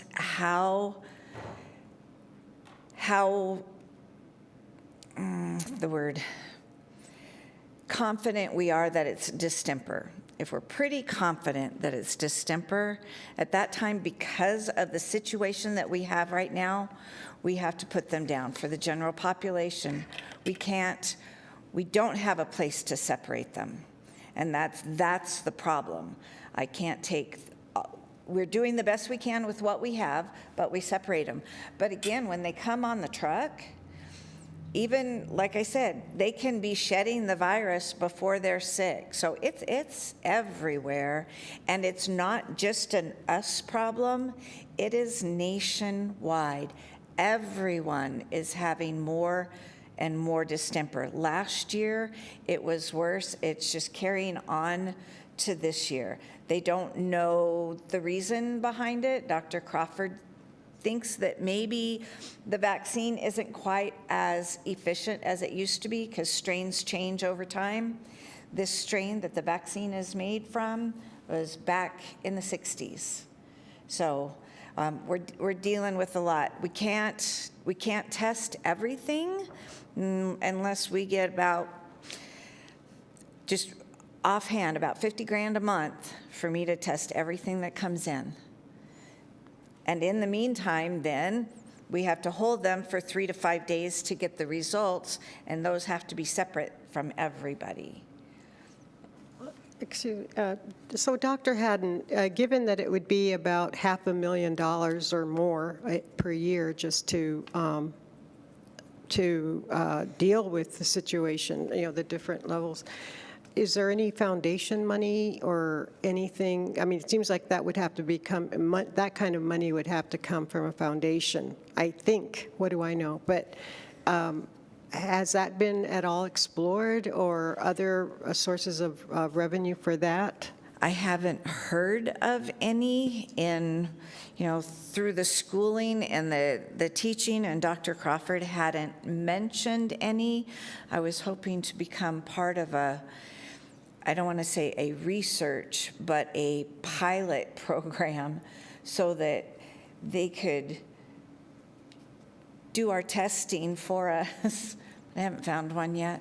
So some sort of a testing lab that's subsidized by Dr. Crawford's group, or what? Well, just anyone in general who's looking at how distemper presents, how it spreads, how it reacts to vaccine. The other problem is we do vaccinate on intake. So within the hour, typically, they'll get vaccinated. And some folks think that they'll have an immune response within 72 hours. That's not the case. They are not fully immune, which is still not 100%. Like everybody knows, with COVID, you get vaccinated, you can still get it. You get vaccinated for the flu, you still get it. It's not 100%. It's not 100%, but it takes roughly 100 days to get up to full immunity. Dogs and cats, and that's with boosters. I don't want to get into too much detail, so I apologize if I... No, it's actually quite interesting. I think my concern is just being able to approach this in a way, or to see if there's any sort of sources, grant money, foundation money, I don't know. And my sense is that the most meaningful thing in this context is not necessarily the testing, but it's really the separation. And if we had some kind of capacity, which we don't, to separate animals, then that would be, I think, if we were going to spend a chunk of money, or if we were going to find a chunk of money, that would be the place where we would want to do that. But given that we don't have that in the moment, the request is do everything we can to reduce the population. Yes? Yes, I agree. And Gino wanted to... Madam Chair, members of the board, we had this meeting Monday? Monday, I think, or Tuesday? Was it Tuesday? Tuesday. County was Monday. Tuesday from about noon to about 1 o'clock, and immediately after that, I had my staff meeting at 1 o'clock. I had my staff meeting at 1 o'clock, and I gave the officers a directive to do their best to limit, excuse me, to do their best to limit the intake already. Excuse me. And on one of the cases where I was reviewing one of my officers' notes, she actually made the effort and went to multiple homes for a stray dog that had no identification. I think she went to 6 homes to try to field RTO that animal. So that's an effort for us to show that we're supporting the Animal Service Center. Just a note, like Dr. Haddon said, this is not unique to Las Cruces or the Southwest New Mexico. I got a call probably 2 months ago from the USDA Wildlife Services where they had found distemper in skunks and in foxes already. And it was unusual for them because, like we know, it wasn't that time of year yet, and we were already receiving distemper calls. Thank you very much, Supervisor Jimenez. What I would say is I think what became clear to me in this conversation that we had on Tuesday was sometimes I also have a sense that some of the accountability that we expect from our ACOs, that is quick response time, is actually counterthetical to this goal in some ways, right? The longer an ACO can spend trying to return something to the owner, the better it is for our shelter. Like that is a better situation in every case. And so I think also I would hope that we can consider and think about how we assess these things and make sure that that's a factor to consider, because I do think that just saying response time is the only measure, perhaps there are some ways that we can think about this in a more nuanced way to make sure that the ACOs feel confident in being able to put that effort in, and not that they're going to be judged for something like putting an extra effort to return an animal to the owner too. So I think that's also on our thinking and consideration in our conversation. So, all right, are there any other questions? Madam Chair. Board Member Ellens, please. Doctor, if the animal is vaccinated but has already got the disease, isn't the dog already out the barn? Isn't the dog already what? I'm sorry? Out the barn. Isn't he done for at that time? Oh, not necessarily. So within the center, we can't provide intensive care. One, we can't provide intensive care, and we can't separate them. We don't know if the dogs coming in have been vaccinated or not. Again, there's testing that we could do. We could do serologic testing to see where their titers are and if they're high enough to be what they call immune protective. But we don't have the time or the finances for that. Because again, it'll take time. You draw blood, you spin it down, you send it out, you wait for results. And all that tells you is if they've been vaccinated before. And it doesn't even really tell you at what level they're protected, just that they are somewhat. So if they're vaccinated and they're symptomatic, it doesn't mean they're going to die from it. But coming into the center, symptomatic right now, we may have to put them to sleep because we can't keep them anywhere. We have, let's see, about 40 animals which are under treatment. Some of those are housed together with other animals that aren't under treatment just because one got sick, one didn't. But now we have to keep them together. So it's not, we can't have a single sick and keep it anywhere. We just don't have the kennel space. All our kennels have at least 2 animals in them. Let me rephrase my question. Maybe I shouldn't have used that analogy. If the dog already has the disease and we vaccinate him anyway because that's our practice, does the vaccination have any curative effect at that point in time? No. No. No, and I'm sorry, I misunderstood the question initially. So, no, it doesn't. It doesn't. And additionally, when you vaccinate a sick animal, you don't get as much of an immune response, but it doesn't help cure the disease that they already have existing. Okay, thank you. Thank you, Board Member Allens. Board Member Gandra, you had pushed your button. Yes, thank you, Madam Chair. Thank you, Dr. Hayden, for the education here and letting us know sort of what your process is. I think it's important. I know that Distemper has been running rapid for some time from last year to present. I'm thinking, is there the court hold facility at the county? Is that a possibility? Hate to put you all on the spot, but since we're here, I know that is available for, well, just exactly that, court holds. But is there a space there that we might be able to use? Madam Chair and Board Member Gandara, I can share that currently we might be facing the same issues, given what Dr. Haddon has mentioned. We have a similar setup with the guillotines and the spacing, and given how quickly it can spread in a confined environment, no, not at this time. So, Dr. Haddon, would you like to add anything? I'm sorry, I didn't hear the question. Would you like to add anything just in terms of confinement and spaces?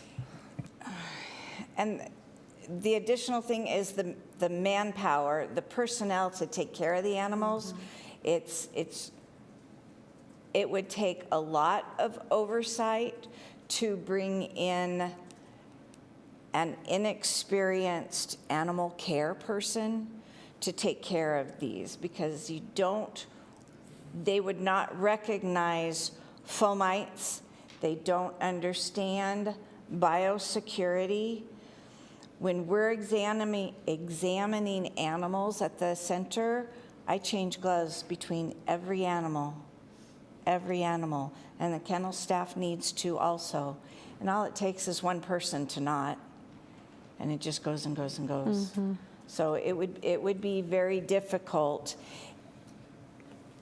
to have the manpower, the experienced manpower to be able to contain it. Sure.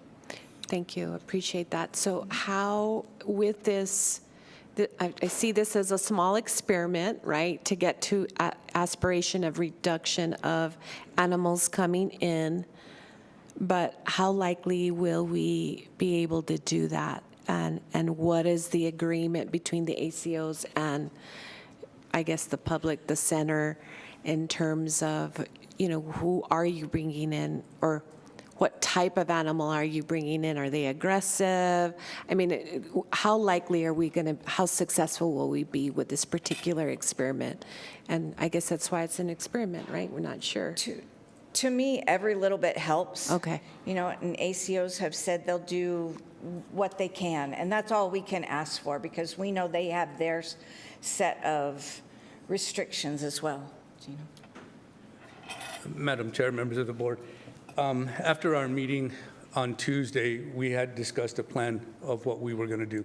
We are actually going to limit our intakes of owner releases at the suggestion of Dr. Haddon. What we're going to do there is try to convince that dog owner, if they can keep it for a longer period of time, vaccinate it, and then maybe at that point, if they still need to owner release it, then take it to the Animal Service Center.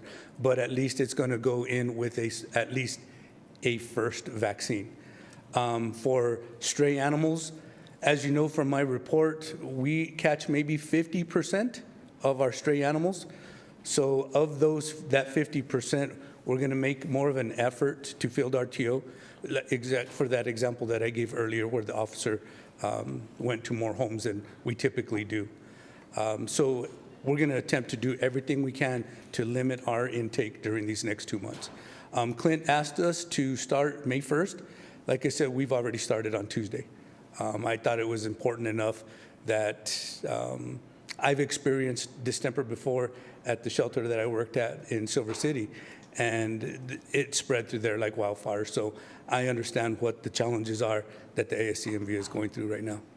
I appreciate that. Thank you so much. Thank you, Madam Chair. I just wanted to point out too, the aggressive dogs, the dogs that are designated as problematic, the ACOs are still maintaining their obligation to make sure that they bring those into the shelter. So that's not changing at all. So thank you. Board. How sorry. are we alerting the public?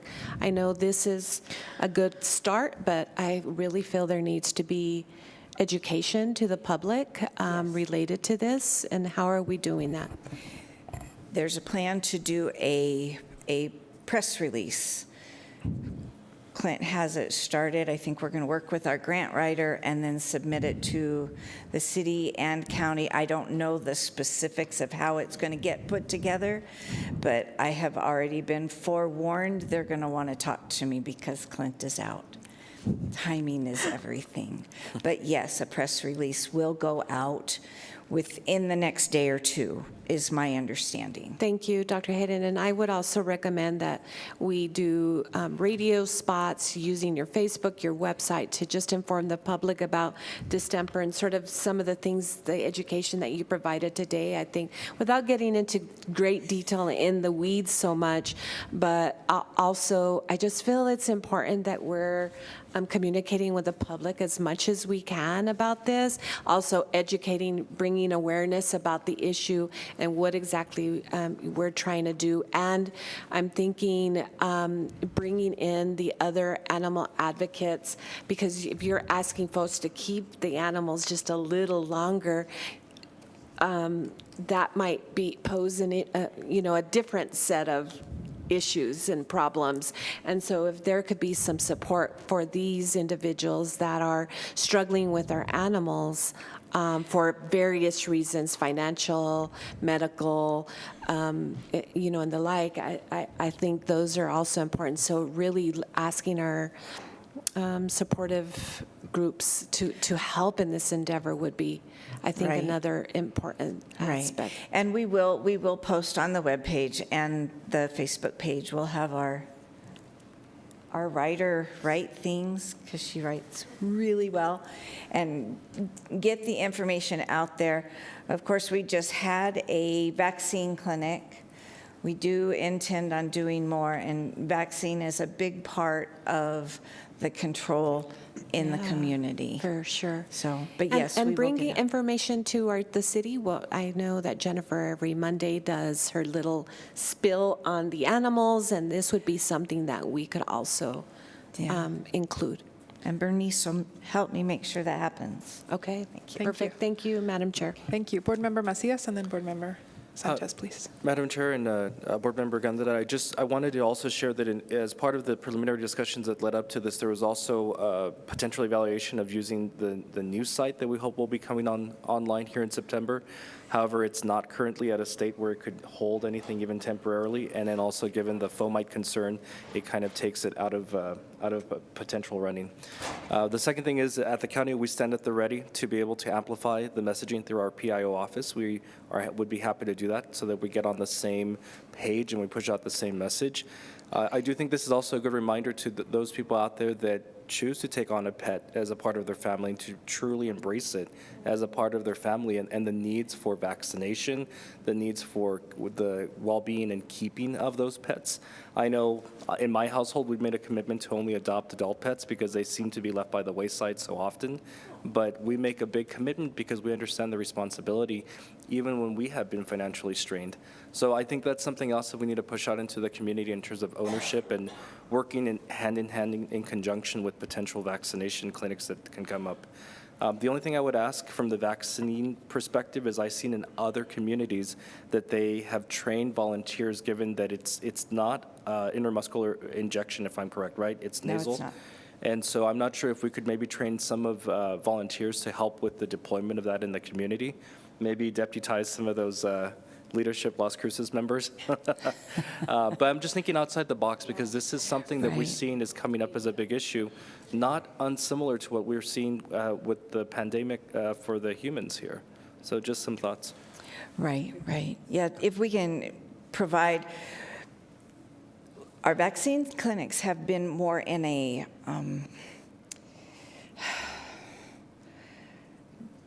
one location that's easily accessible for a lot of folks. We will, and I'll have Elaine mention, we do have a grant that is helping us kind of focus on certain areas that we do go in and provide vaccines, among other things, to these folks. You could potentially get into liability issues just having anyone do the vaccines. The distemper parvo is not a problem. The rabies, a veterinarian has to be on site. So but we are considering, because we do have our hot spots, to focus in those places and provide vaccines in those areas. There's several in the county that are hot spots. Okay. Is that all? Thank you. Thank you, Dr. Haddon. Board Member Sanchez. Thank you, Madam Chair. And I just wanted to follow up on the comments from the Assistant County Manager that for Mayor Pro Tem, I know one of the things that when our conversation on Monday with Dr. Haddon and Mr. Thacker was trying to see what, absolutely, what could we utilize the court hall facility? Could we utilize the county fairgrounds? What could we utilize within the county, within the purview of the county as well, so that way we could identify? And I think as Dr. Haddon and the Assistant County Manager had brought up, it became an issue around how to man and care for the animals at that time. So I know that's where, I know Supervisor Jimenez had mentioned, the work that they're doing with the city. I think we're going to be trying to look at something similar with the county. But the other things, there was some other interesting ideas that were brought up was, if the ACOs, when they have an animal, if there's no record of a vaccination, could we theoretically vaccinate them? Could we just do it there and be done? That way we know they're having the animal have the protection. So I think there's been some really good discussions, and I think as we continue to move on with how we address this with the ASCMV, I think we're definitely open to it on the county and city. I think we're all plugged in and having the good conversation. So I appreciate all the work from Dr. Haddon to inform us and have those conversations with us to try to see what's going to be feasible and what will work for the ASCMV. So thank you, Dr. Haddon. Board Member Ellens. please. So this would be my last question. Am I correct in assuming that this is not the only disease that we vaccinate for upon intake? It is not the only one that we vaccinate for. So how many vaccinations does the animal receive on intake? 2, but both of those vaccines have multiple parts of them. One is specific to kennel cough and parainfluenza, which is also a respiratory disease. That vaccine is intranasal. It goes in the nose because you get a quicker response to it. Being that it is a respiratory disease, we give it in the nose and you get a quicker response with the mucosa. The injectable vaccine, it has distemper, hepatitis, parainfluenza, and parvovirus. So it has 4 to 5 in it. It's a cocktail. One, yes, it's a cocktail like that. Given the number of animals that we're bringing in lately, this sounds like a very expensive venture regarding the cost of vaccines. It is, but it's necessary because we can't keep them in a concentrated environment and not provide the vaccine. There are some shelters that don't vaccinate on intake, but that's the first thing when you talk to a shelter consultant. That's one of the first things they want you to do is vaccinate. Thank you, Board Member Ellens. And again, thank you, Dr. Haddon, for all your presentation and being here with us today and initiating this conversation. Okay, moving on to our action items. And I know that we have we have 2 action items on the agenda. The first is Resolution 2022-05 to accept the $50,000 Petco Love Animal Welfare Organization grant. Thank you for coming up. Elaine, please state your name for the record. And I would entertain a motion to approve this. We discuss before, after? Well, Madam Chair, I'll move approval. Okay. It was moved by Commissioner Sanchez and seconded by Commissioner Ellens? Yes. Okay, thank you. Please. Good morning, Madam Chair and Board. Elaine Stakara-Simon, I'm grant writer for the ASCMV. Real quick, I would actually like to address the question about getting foundation money. Just real quick. I wanted to mention that foundations to which we or anyone else would apply, they have their own missions. They have their own missions, and they don't just give money for great projects. They give money for great projects that help them fulfill their own missions, that are vehicles to help them. So you'd have to find something pretty specific, to be searching for grant money for something like that. Another thing about foundation money, I just want to mention real quick, and it directly relates to this Petco Love money, is we applied for this money about 8 months ago. I had just started. I mean, it takes time. It's not quick and easy to find foundation money. It takes time and effort, and a lot of other things go into it. So I just wanted to address that because it's a question that comes up a lot, actually. The Petco Love $50,000 that we have received, the Petco Love Foundation grant, is you heard me mention Operation Catapult before, and this is actually to augment Operation Catapult. And just as a quick reminder, what we're doing is it's a little bit different. We are proactively going into communities in the city, and it is specific to the city because it was sort of piggybacking on the TNR ordinance that was passed last August, and helping communities that were chosen, that were specific to using Supervisor Jimenez's has a database map of hotspots where the ACOs are getting a lot of calls from. So we were using that data to sort of jumpstart these applications that we made. The Best Friends Animal Society, Rachel Ray, had granted us money before for the manpower, and Petco Love has now granted us money to actually augment what we're doing, provide augment our surgical capacity as we can, work within the communities. We're going in not just to TNR and be the cat people, but we're also going in to work with the community members and helping them vaccinate, spay, neuter, and microchip their own animals. So we're the people as well as the animal people. And it was long ago when Gabe Vasquez was a member of City Council. He had sort of raised some questions about TNR and how community cats tend to be concentrated often in underserved, underrepresented, economically disadvantaged communities, and the research backs that up. And that's one of the reasons that we sort of made these applications specific to that. And if I could, I mentioned Supervisor Jimenez. He's been great in offering his knowledge and his time very generously to me. And Medical Director Haddon has been fabulous in helping me figure out how this is actually going to happen and happen well. And she hasn't torn her hair out yet, nor has she torn out mine. So that's a win. Thank you. Are there any questions from the board? Seeing none, thank you. I would ask that we take a vote, please. Board Member Sanchez? Yes. Board Member Ellens? Yes. Board Member Macias? Yes. Board Member Flores? Yes. And Chair Coran? Yes. Thank you.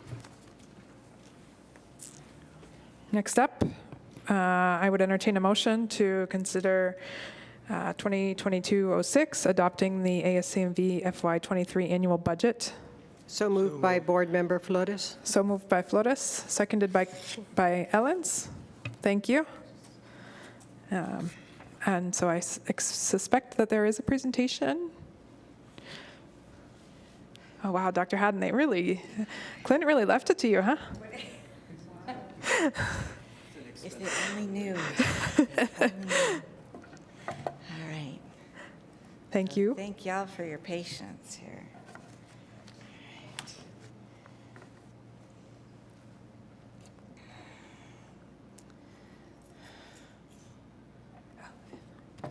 See, I can learn. Okay. So this has, sorry about that. This has been previously presented, so I'm not going to go into too much depth. So again, if you have questions, please do ask.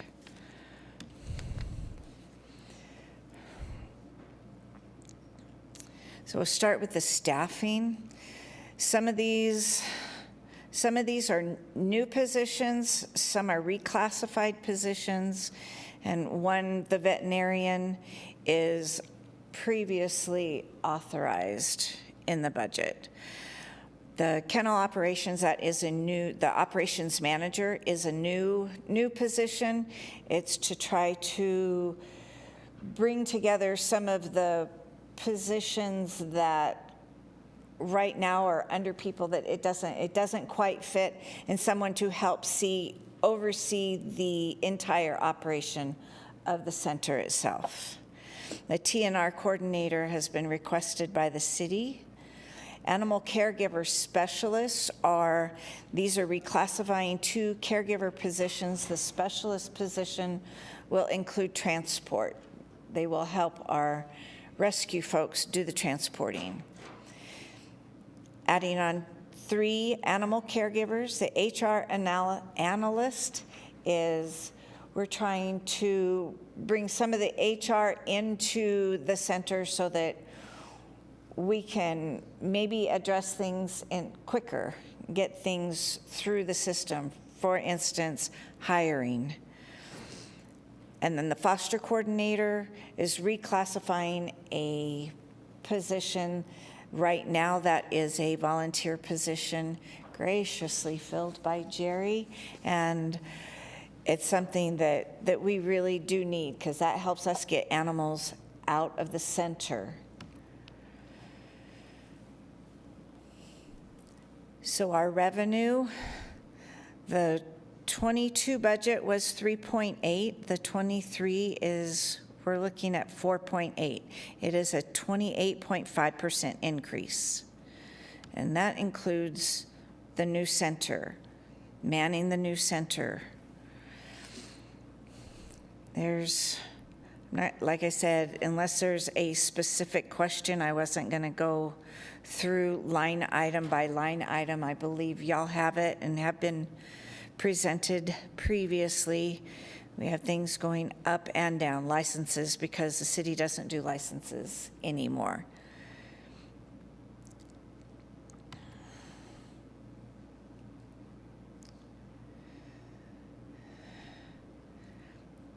We are looking at the increase for the city, I believe, so these are on separate things. The county is at the bottom of this one, was 1.4 million last year. We're asking for 2.1 this year. And then the city was able to support us a little more, and then, but 2.1 this year is what we're asking. The rest of the smaller communities, there's not been a change. Getting more grants because we now have a grant writer who's helping get funds. And this is our expenses. Our expenses are obviously going to be going up also. That's a 2.8% increase. A lot of the increase is salaries. The contract employees, just so you know, are specifically our contract surgeons that I have come in to help do surgery. We're trying to do surgery 3 to 4 days a week, and these guys help me out and keep me out of surgery doing other things.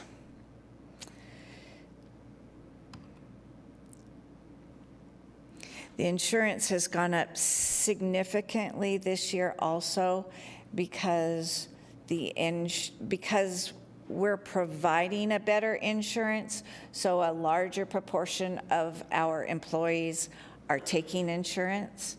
And then we have to, not only are we adding on those employees, but we're also adding on the percent that we have to cover.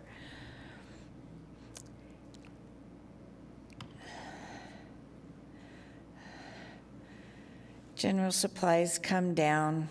They just, things go back and forth. Okay.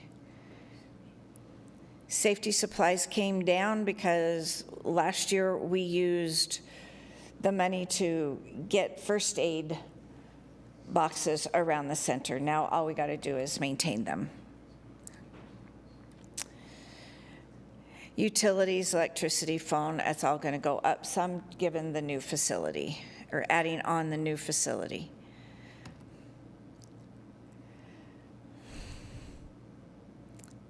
The temp agency services, this is the manpower that we use while we're hiring kennel help.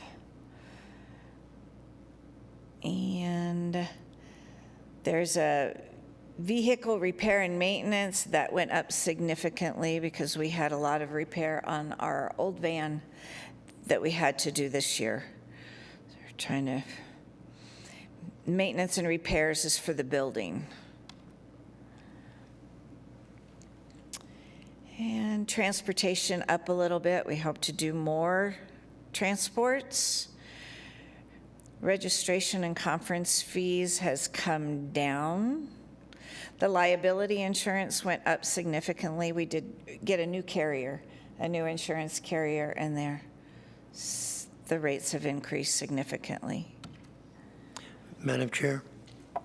Board Member Ellens. Could you go back to the previous slide? What are building rentals?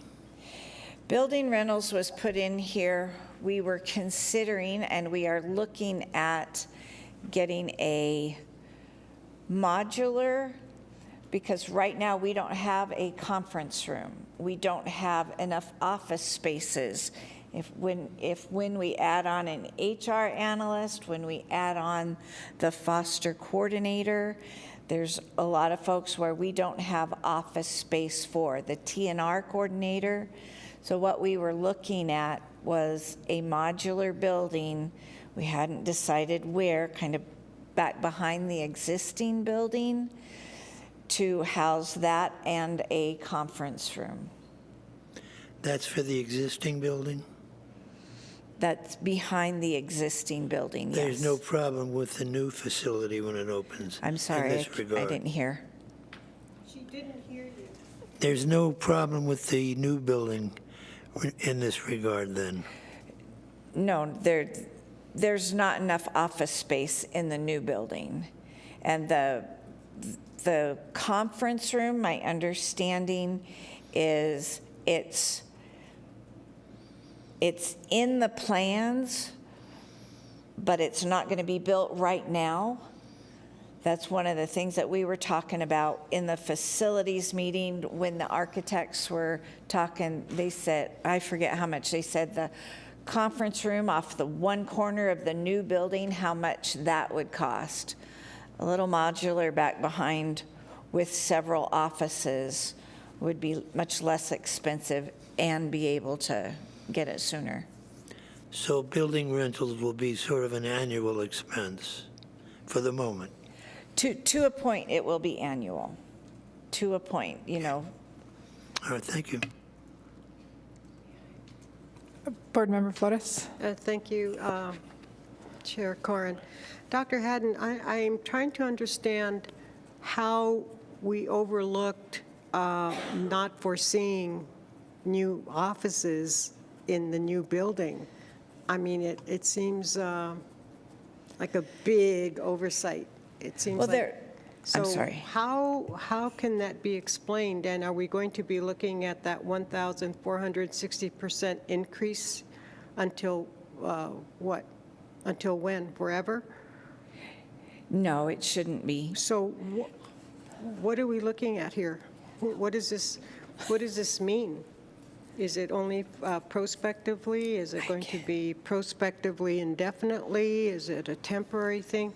I mean, that's a huge increase, and I'm just wondering what we were thinking or not thinking in not seeing that there was going to be an expansion of positions, which would therefore necessitate providing space for those positions. Correct. This is Bernice Navarro. Can you stand closer to the mic, please? Yeah, this is Bernice Navarro. And that was one of the considerations that we did look at when first getting the plans for the new building. However, because of the limited dollar amounts, they had to do a lot of value engineering.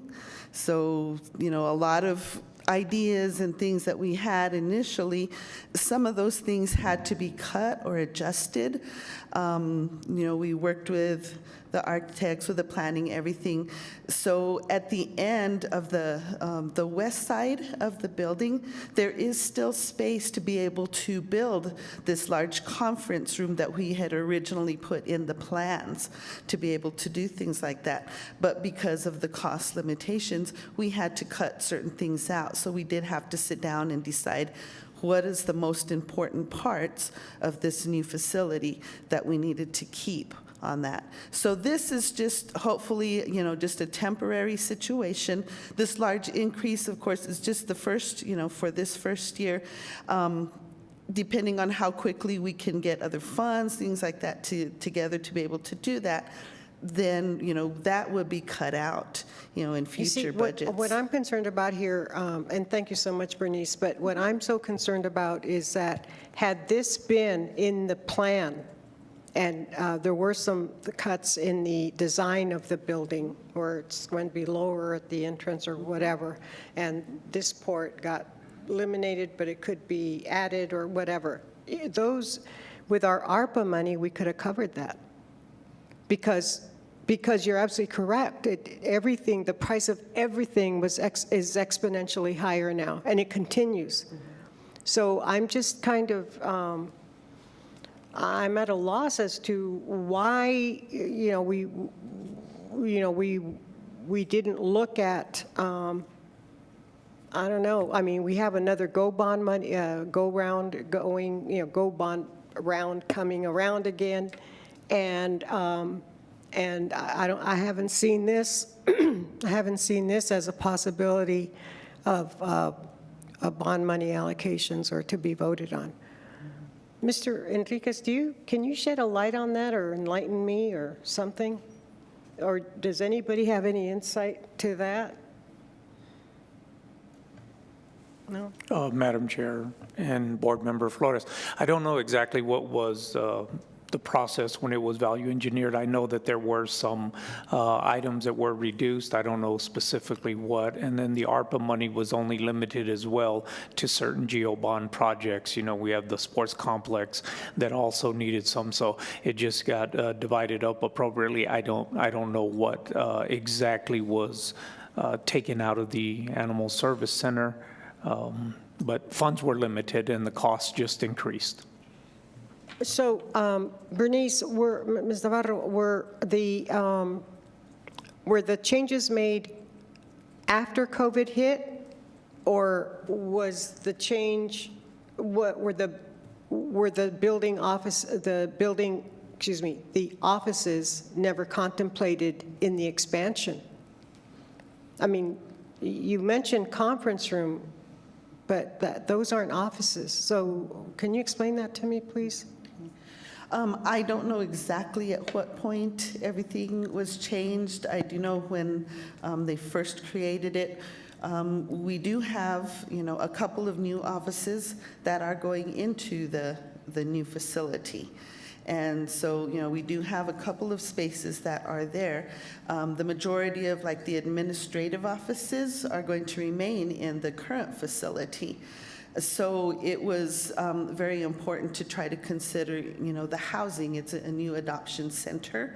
And so we were focusing, I believe, on, what we could provide, as far as space. We don't have the space for the animals, at the current facility. And so that was a large priority in first creating, the new facility. Okay. So we kept the focus more with that. We did, consider a couple of new offices, additions. A lot of these positions have only come up recently, that we've thought about. They weren't being considered at the beginning when we started, with the Go Bond. It was more the focus on how can we provide, more to the animals. Well, that's quite evident. It's evident that the plan to expand did not include more foresight, and I think that's what I'm asking for here, or not asking, or commenting on. And it's not personal at all, so please forgive me. I've been accused of being harsh and perhaps rude and sounding too much like an attorney, so I'm sorry about that, because it's not personal.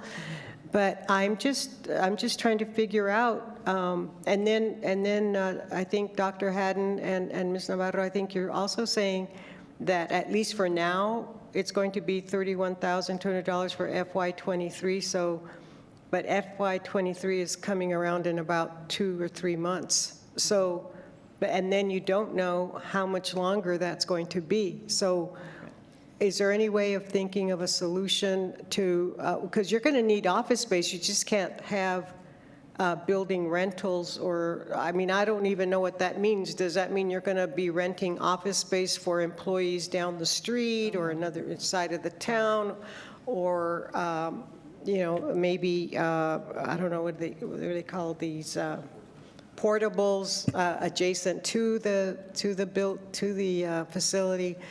So those are the questions that really concern me, and I just have to express that concern. I just don't understand how we can be looking, and that's probably an oversight of maybe the board. I'll take responsibility to a certain extent, but I know that, speaking just for myself, I have to rely on your experience, on your need, and then what you bring to us is what we, or what we took to the public to vote on the Go Bond, 2-3 summers ago, or falls ago.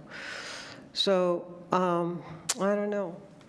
I don't know what else to say, but all right, thank you.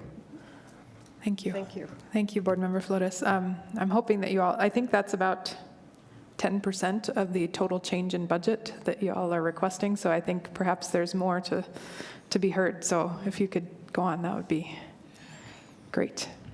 Madam Chair. Board Member Ellens. Go back once more. have a question of lesser magnitude. What was $2,000 used for in fiscal '22 for a building rental, if you know? I don't know, but I can find out. Oh, but Bernice knows. That was the amount that we had budgeted for '22. We were storing some old documents that we had from a long time ago at an off-site rental facility. And so that's what we used. We did not end up using all of that because we were able to clear all of those out. So we stopped using that completely. As a former county clerk, I had to use that kind of facility as well. Yeah, so, yeah. Thank you. Madam Chair? Board Member Sanchez. I don't want to belabor the point too much more. I just want to make one kind of comment. When we're looking at this type of monies, and maybe my I'm off in terms of the costs, but if we're talking $31,000 for temporary type of office space, many times you're better off purchasing through Mobile Mini or things of those nature and having it on site, because in my line of work, whenever we have trailers that are brought, mobile trailers that are brought to the sites and such, the costs add up. I mean, it's usually, depending on the size, you're talking maybe a Mobile Mini that uses a 40-foot container will cost anywhere from $2,000 to $3,000 a month if you sign a long-term agreement. So it adds up very quickly, but I know what we've been able to find is that it's actually cheaper if you're going to be looking to have this even for a significant amount of time. And I don't know what the city procurement code allows for, but it just makes a lot of sense, and a lot of times that it's cheaper to purchase than have to continue to pay rent. And then, but like I said, it's just something to consider. But thank you. Thank you. Board Member Sanchez. Go ahead. Dr. Haddon. Okay.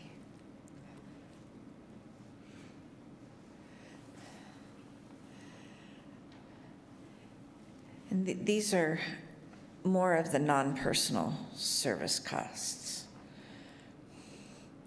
The tuition reimbursements, it went up 100%. The reason is because that's the cost for my schooling, but it was just on a different line item last year, so it went to different.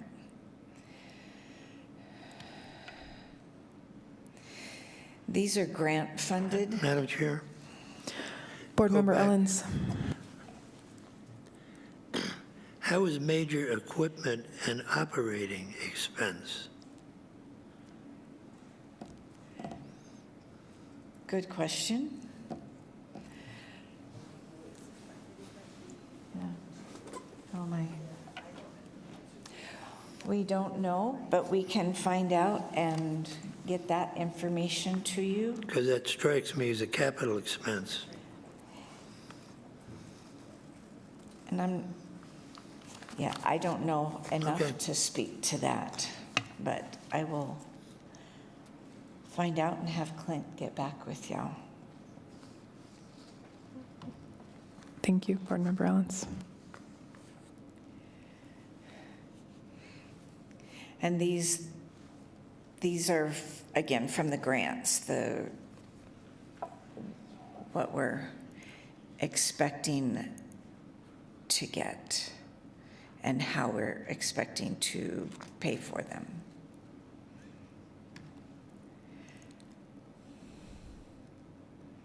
So this just breaks it down, makes it a little easier to see. Breaks it down by program. The executive director has a 3.9%, medical director is 2.7%.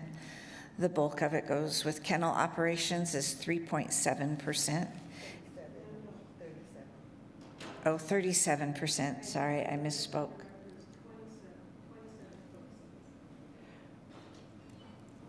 And 27.6, I missed that one also, sorry.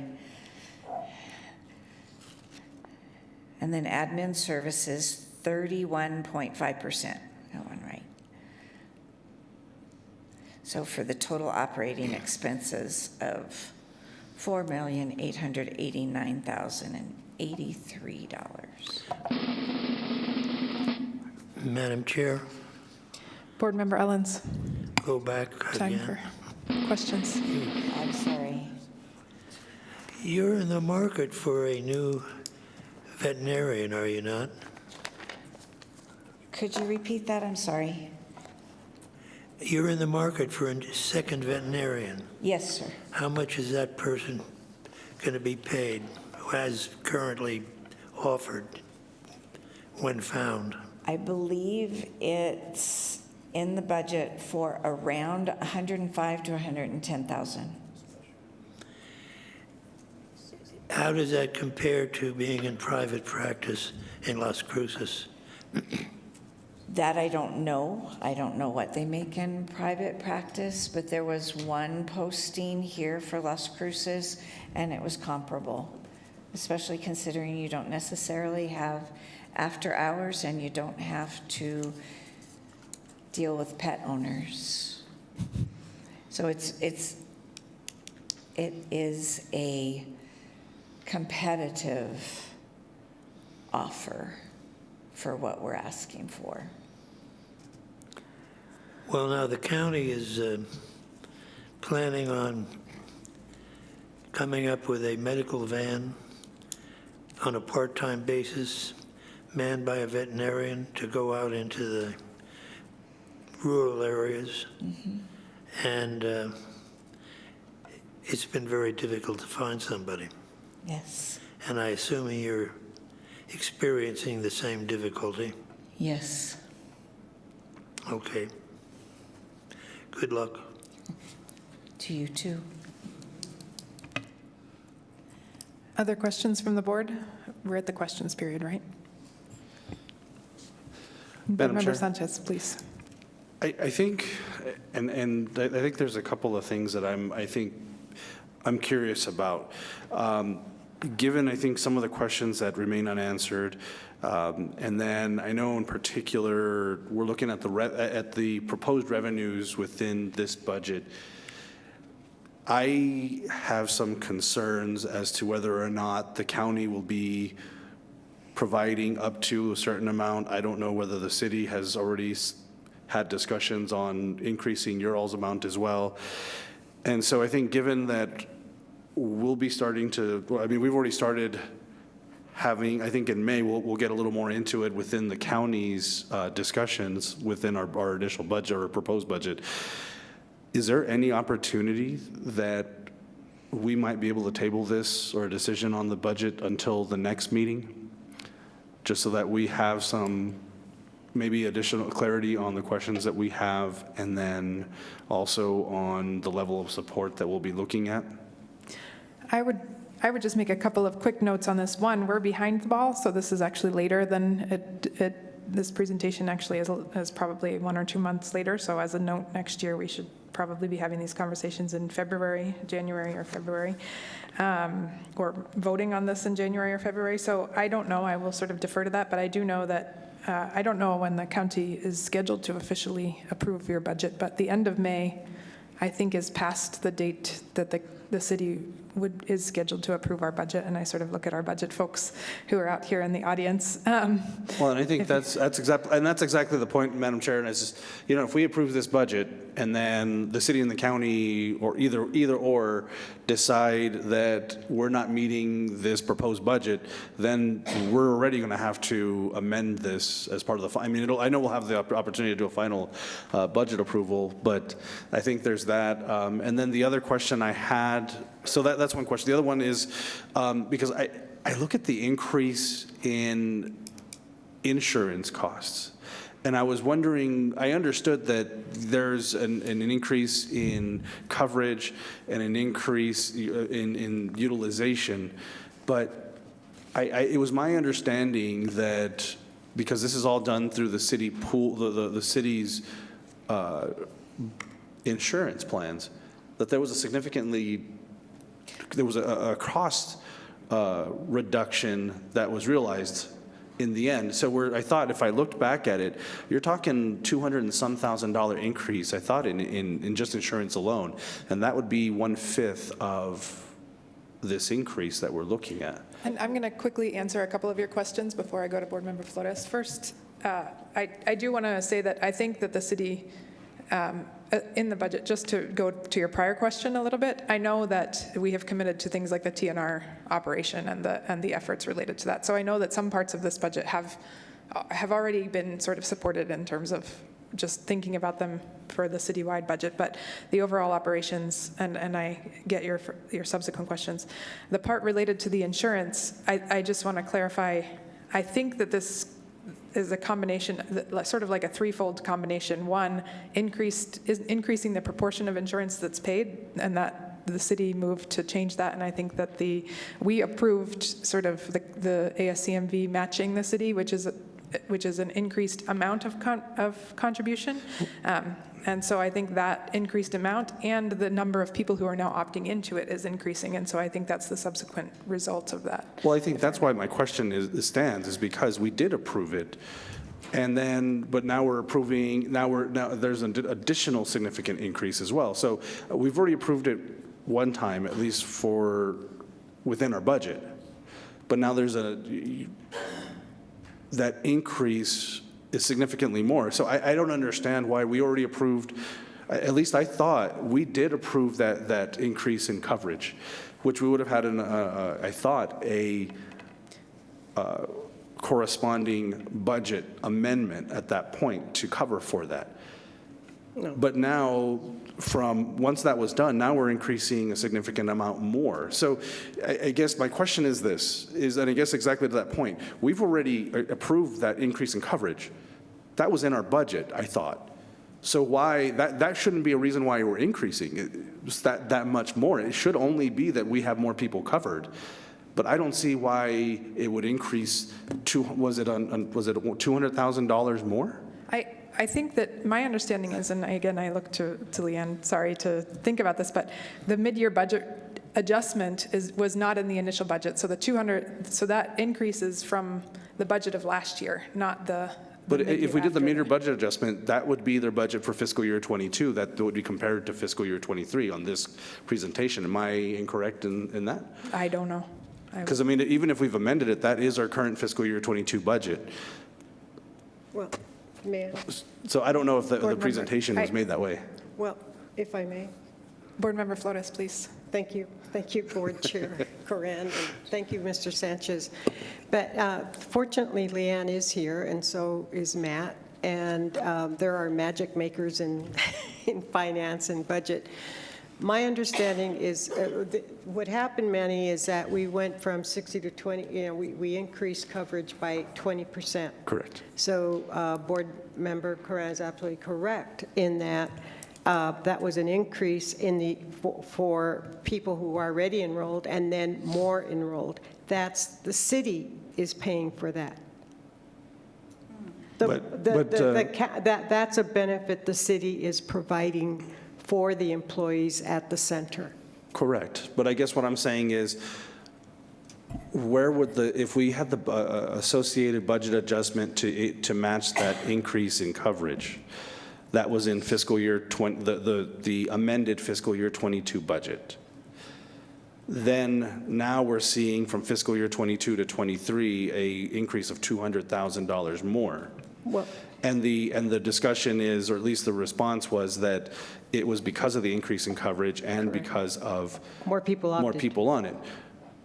But did we just not have a lot of people on insurance that it would increase? Yes. 200%? Yes, that's what happened. Because a lot of people were, they had spouses who had better benefits with the other employer, and this is dynamite. I mean, 80% is borne by the city of Las Cruces. So I'm going to look to our budget. Madam Chair, just a quick question. Sorry, I know we're running long. So I appreciate Leanne and Matt being here, but I was also under the impression that the center had a management analyst that helps with the day-to-day budget. Are they here in case we need to ask the nuanced questions? No, he's not. Okay. He was here earlier. Okay, thank you. Please, if you have any insight. So, Madam Chairs, board members, mostly I can talk about the city. I will state that, yes, we did, as a city, we went to the 80-20 on the insurance. We did get off. Could you identify yourself? Oh, I'm sorry. For the record, my name's Leanne Demouche, and I'm the finance director for the city of Las Cruces. Thank you so much for reminding me, Commissioner Ellis. We did elect to do that. We also, I think I'm going to take a step back. It got really loud. We did elect we were self-insured, just like the county. I think the county still is self-insured, or will for health insurance and dental. We elected to go back onto the state, and the state premiums were a little bit lower because, and I apologize, I got a little bit of a frog. You started talking about coughing, and I started coughing earlier. But we elected to go back onto the state. The premiums are lower than what ours were. Over the past couple of years, our premiums had been going higher and higher and higher, like 12, 15%. So we looked into what, through our city manager, Mr. Peely, we decided that we would elect to go onto the state because it was a cheaper cost.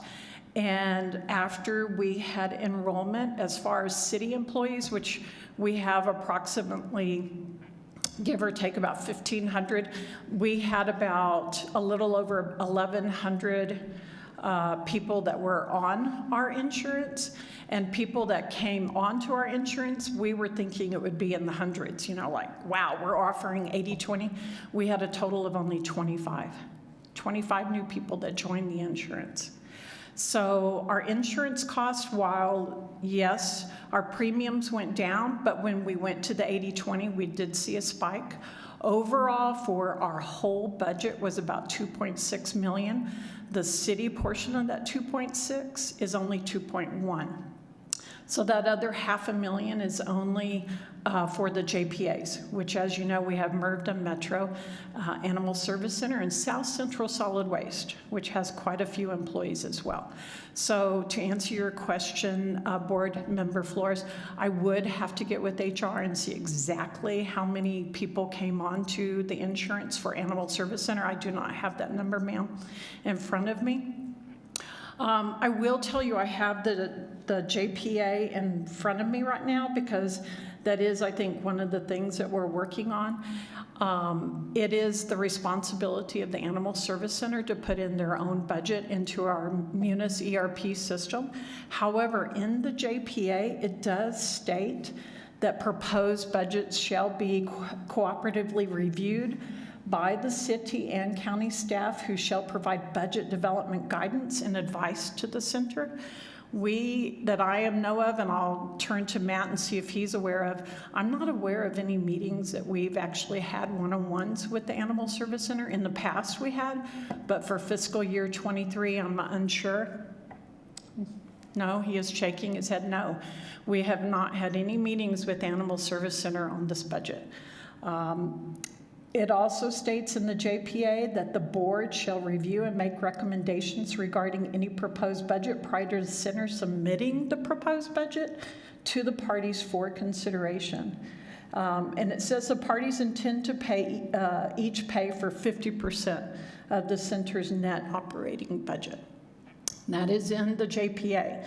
So I wanted to bring that up because I think that, that is something that we're working on right now, and just wanted to address to you that, we have not helped in any kind of budget development with them. And I'm unsure if the county has either, and maybe Mr. Macias has some thoughts on that as well.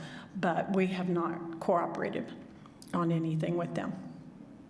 What do you mean you haven't cooperated? Well, I mean, we haven't had any pre-meetings with them, Board Member Flores. Are you talking specifically, Ms. Demouche, to the Animal Service Center? Animal Service Center insofar as the budget? For fiscal year 23, yes, ma'am. And you're talking, we're talking apples to apples. We're talking about Finance Committee to Finance Committee.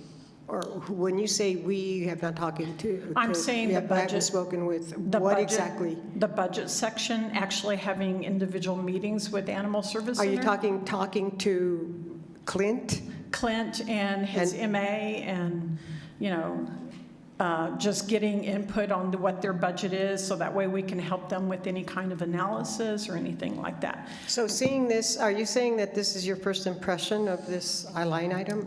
I did see it during the Finance Committee meeting that we had this week. Yes, ma'am. But it is in our budget, but in our budget, he has only put in for the revenue to receive to him. For the city, he has not increased it. It's at the same level that it is right now, which is 1.75 million. So how does that impact what we're doing today? It would be that if this board, we would have to take this back to the council for the May meeting and show this. And if our council agrees to the 2.1 million, then we would have to make that change at the dais. And the change would be to what? To increase their revenue contribution. To how much? I think they're asking 2.3, 2.1, 2.1, yes, ma'am. So in fact, what Commissioner Sanchez has brought up is in fact something we have to do. I mean, we can't vote on this today if we don't know what the city has done. Correct. And the county presumably hasn't done it either. Right, they have a different budget timetable than we do. Their budget, I think, is due like in September even, August, September. So they're much later than we are. Oh, for the fiscal year? Not for fiscal year, for presenting their budget or sending their budget to the state. I think it's a different timeline than we are. The municipalities for county and city are different for the state. So if we postpone this postpone or table to a date certain, which would be hopefully next month, May, would that be a terrible thing? Or, I mean, insofar as the timing of the fiscal year 23? So board chair and all commissioners, my recommendation would be that if you do want to table this, we've actually had this with one other JPA. If a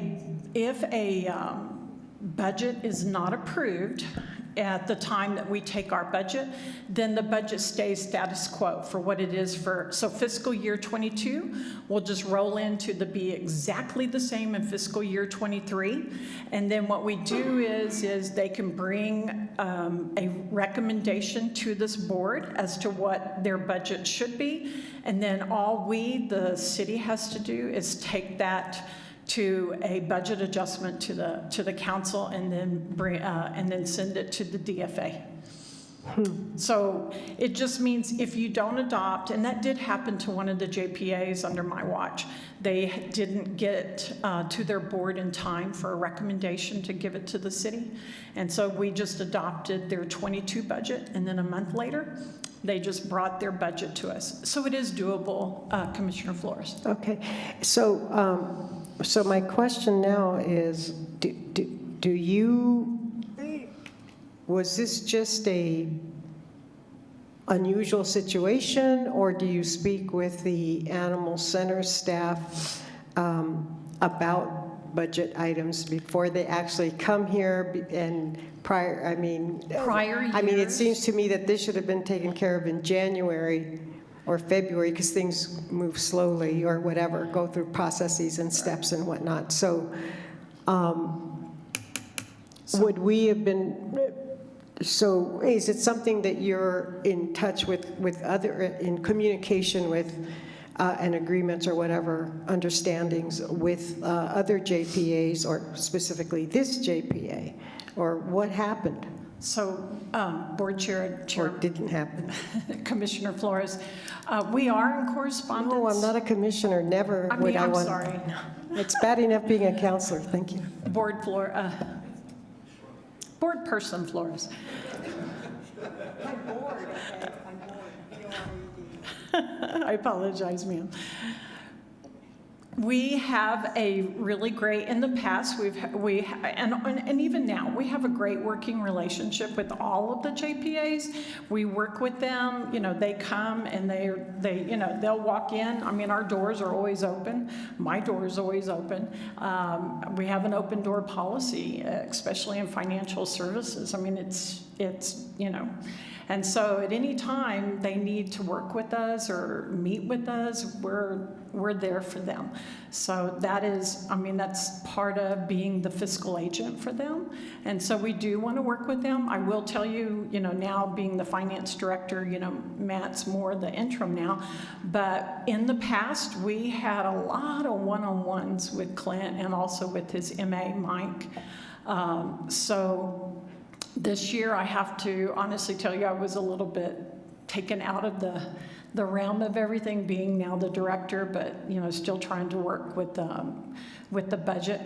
I can't speak for Animal Service Center or for Clint on what the changes were or anything. Time, I hate to say, gets away from us sometimes. But I just know that we did not meet one-on-one with them like we normally do every year. So, Ms. DeMouche, do you foresee meeting with him more frequently, or at least one-to-one, and bringing this to us so that this can come to us in a timely manner? And I would suggest to my fellow board members who are commissioners and Mr. Macias, Mr.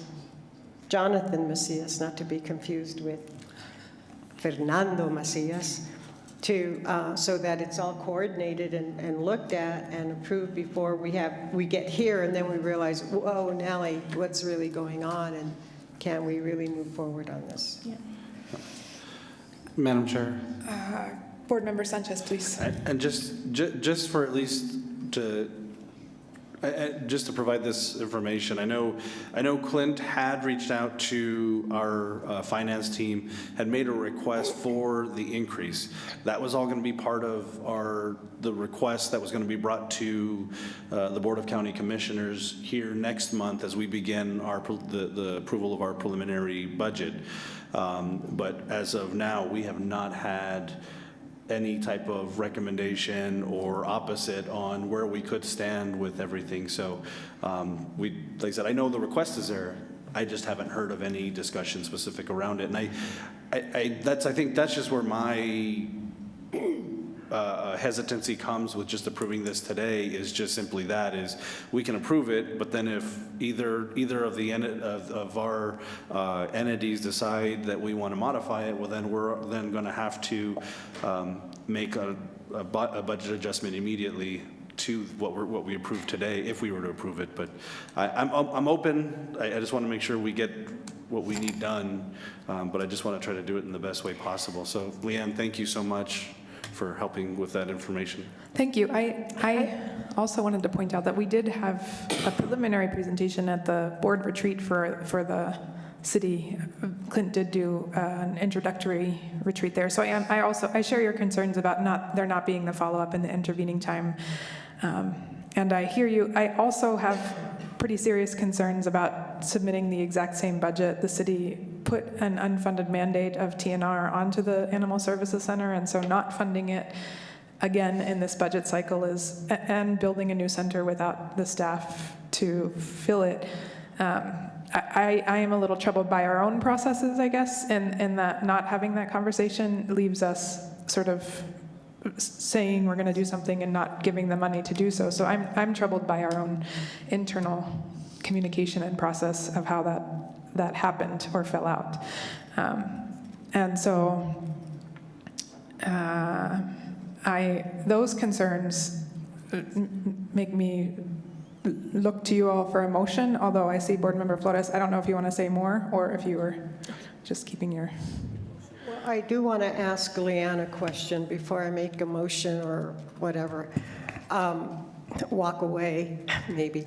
But Leanne, seriously, or Matt, so say we were to approve this today, and so we would probably do it for purposes of expediency, but then you're saying that, well, then we can we can approve it today, and then when adjustments or the changes come in, because right now it's set at 2022, and it'll stay that way unless the city council and the county commissioners vote in their respective chambers to approve a change. But there's no guarantee that it would be. And then we're stuck with 2022, and all of the budget items are for naught. So, Board Chair and Board Flores, if you do recommend that moving forward with this budget, then what we would probably do, of course, Mr. Enriquez is here and he can speak on this, we'd probably need to meet with Mr. Peely, and we can put that recommendation in the budget now, and that way when we come to you on May the 16th, then that budget, we would show that budget adjustment or that budget recommendation from the board, and then you as, well, in front of the council, if it's approved, when you approve the resolution, then it's in there. It's in that budget. Okay. And then Mr. Peely could say, no, I don't think so. Mr. Enriquez might say, no, I don't think so. City council might say, or they may say, sure, and then city council might say, well, no. I mean, I'm just saying that that's a possibility. Or yes, yes, yes, yes, yes, all the way along, and then the county says, no, we're not. So then what happens to that budget? Who gets hold, who is responsible for fulfilling those amounts if, I'm not saying that the county would vote the same, I mean, what would happen? Board Chair, Board Flores, I'm going to speculate on this, but if the county does not go up to the 2.1, which is what the board will be asking, then what will happen is the Animal Service Center will just need to make some adjustments on their, the revenues will go down and their expenditures will need to go down with that, so that way they have a balanced budget. I apologize. Does that answer your question? Well, yeah, I think what it's doing is placing the onus where it should have been in the beginning. Right. And just throwing the ball back into the court, of the administration of the center. And, yeah. Unfortunately, Chair and Board Flores, I mean, the Animal Service Center can only work with how much, funding comes in from the county, from the city, from the other little small communities around, with what, the other revenue is that they have, if there's chips and things like that. So they have to look at what their revenues are, and they have to look at, those expenditures need to equal those revenues. Thank you very much, Ms. Board Member Ellens. Thank you. Perhaps I misheard, but something that Board Member Flores said earlier was that the city has already approved the $200,000 increase in the insurance. That would mean to me that the $2.1 million asked for from the county is to be used for purposes other than the increase in the insurance rates. Presumably, yeah. I mean, So may I answer that question? So Board Chair, Board Ellis, all of the expenses that are applied for the Animal Service Center, such as the increase in the premiums, are paid by the Animal Service Center. It was not, the city did not bring in additional funds for those. If they elected to go to the 80-20, the Animal Service Center has to accept that additional cost for the 80-20. And it was my understanding that the board, was amiable to accepting the 80-20 and not remaining at the 60-40. And so when they did that, my understanding is I did not see a budget increase during that time. Right, Bernice is saying that's correct. And I think what Mr.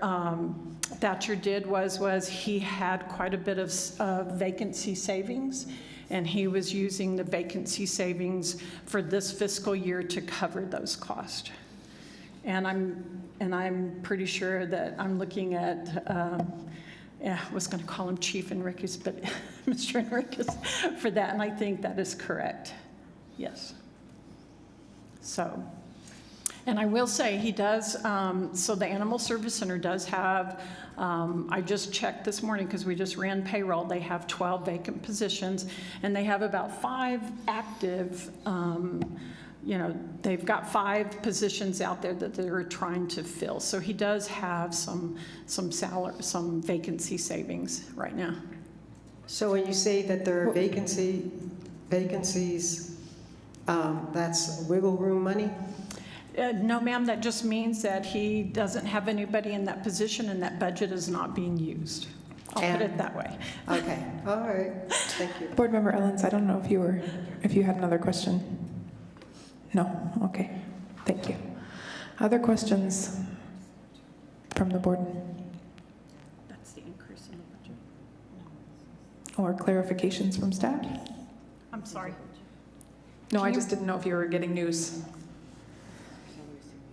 Okay, we were getting a number, sorry, Chair. We were getting a salary savings. Right now, it looks like their salary savings is about $153,000 for the year.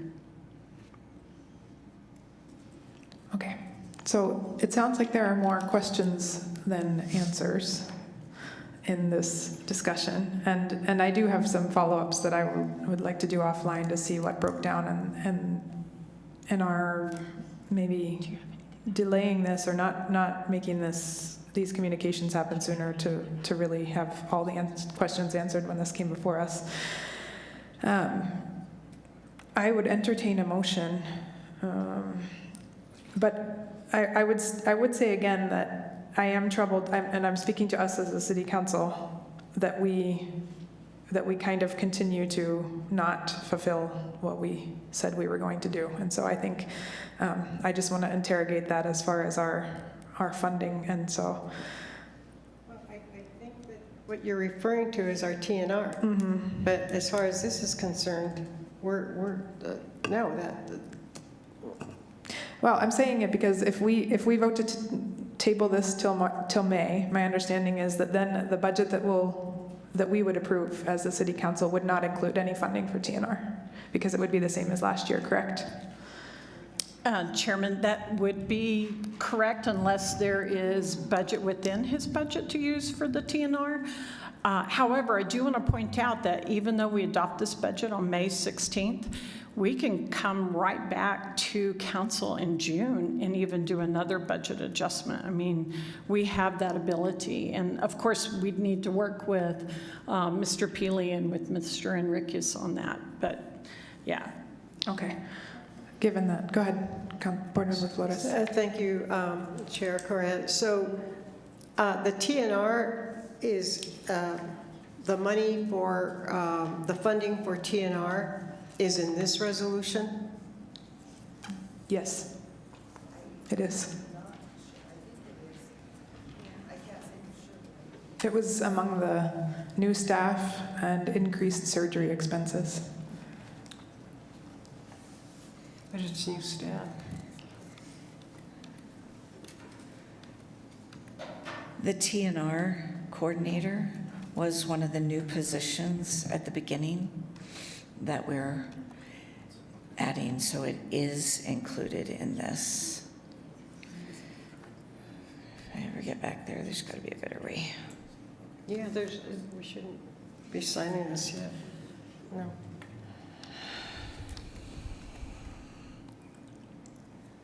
There. So this is where the TNR coordinator, it is a new hire. It is a new position that is included in this budget. I'd just like to point out that last year, hopefully I'm not over speaking, last year we did our budget was approved, and the county still didn't come up with I think they did it half, and then the city came back with an additional portion. So we, like Leanne said, we do adjust our budget given what we are provided by both the city and the county. Thank you. And I would say that I know that the JPA conversations are ongoing, so that particular conversation is a longer term one that we are having, I think. And so, Board Member Macias, please. Madam Chair and Dr. Hayden, just as a point of information, could you not take the salary savings and at least run with the TNR, knowing that that's one of the requests by the board? Potentially. It's not to say that we can't, and also the veterinary position. We are using those funds in other areas that aren't funded. So yes, we could, but my understanding is the position itself has to be approved by the board before we can even submit that job description to the city, and then it takes a while for the city to go and figure out how much that position should be paid. So my understanding is that we need the approval of the budget so that we can submit this job, so that we can fill it. Thank you. Thank you. Did you want to add something, Matt? Yes, good morning, Chair Coran and board members. So my name is Matthew Sines, Interim Chief Budget Officer. So if they need to adopt this, so if they would like to add this position at a later date, we can bring it forward with a budget adjustment at that time, and it can be added and HR can process that information as well. Thank you. Matt, did you mean bring it back to this board or bring it to City Council? It would have to come through the Animal Service Center Board, yes. Thank you. Any other questions, clarifications? ACM Enriquez, please. Yes, Madam Chair. Just wanted to add, like on the screen that's showing right now, they're looking at 6 new hires. So that's in the new current budget and the request. As Leanne stated, we just recently saw this, and whatever breakdowns took place, we need to just continue to work. But as Matt just said, we can always come back and look at the TNR coordinator. It can be a reclass position with the 12 vacancies they have. So again, that amount to be determined, we still don't know, because we don't know what the cost of the position is, and we don't know if it will truly be a new hire. So there's a lot of questions that still need to be answered and clarified with a lot of the budget. Also, the benefits is something that we really need to break down and look at how many employees, because that is a high dollar amount for the amount of staff that the Animal Service Center has. So there's still a lot of questions to be answered through the budget. Thank you. I would entertain any motion on Resolution 22-06, the annual budget. Madam Chair, I believe, just point of order, we have an existing motion to approve the budget. We do. So we should call the question about approving the budget, or I would accept an amendment to that motion.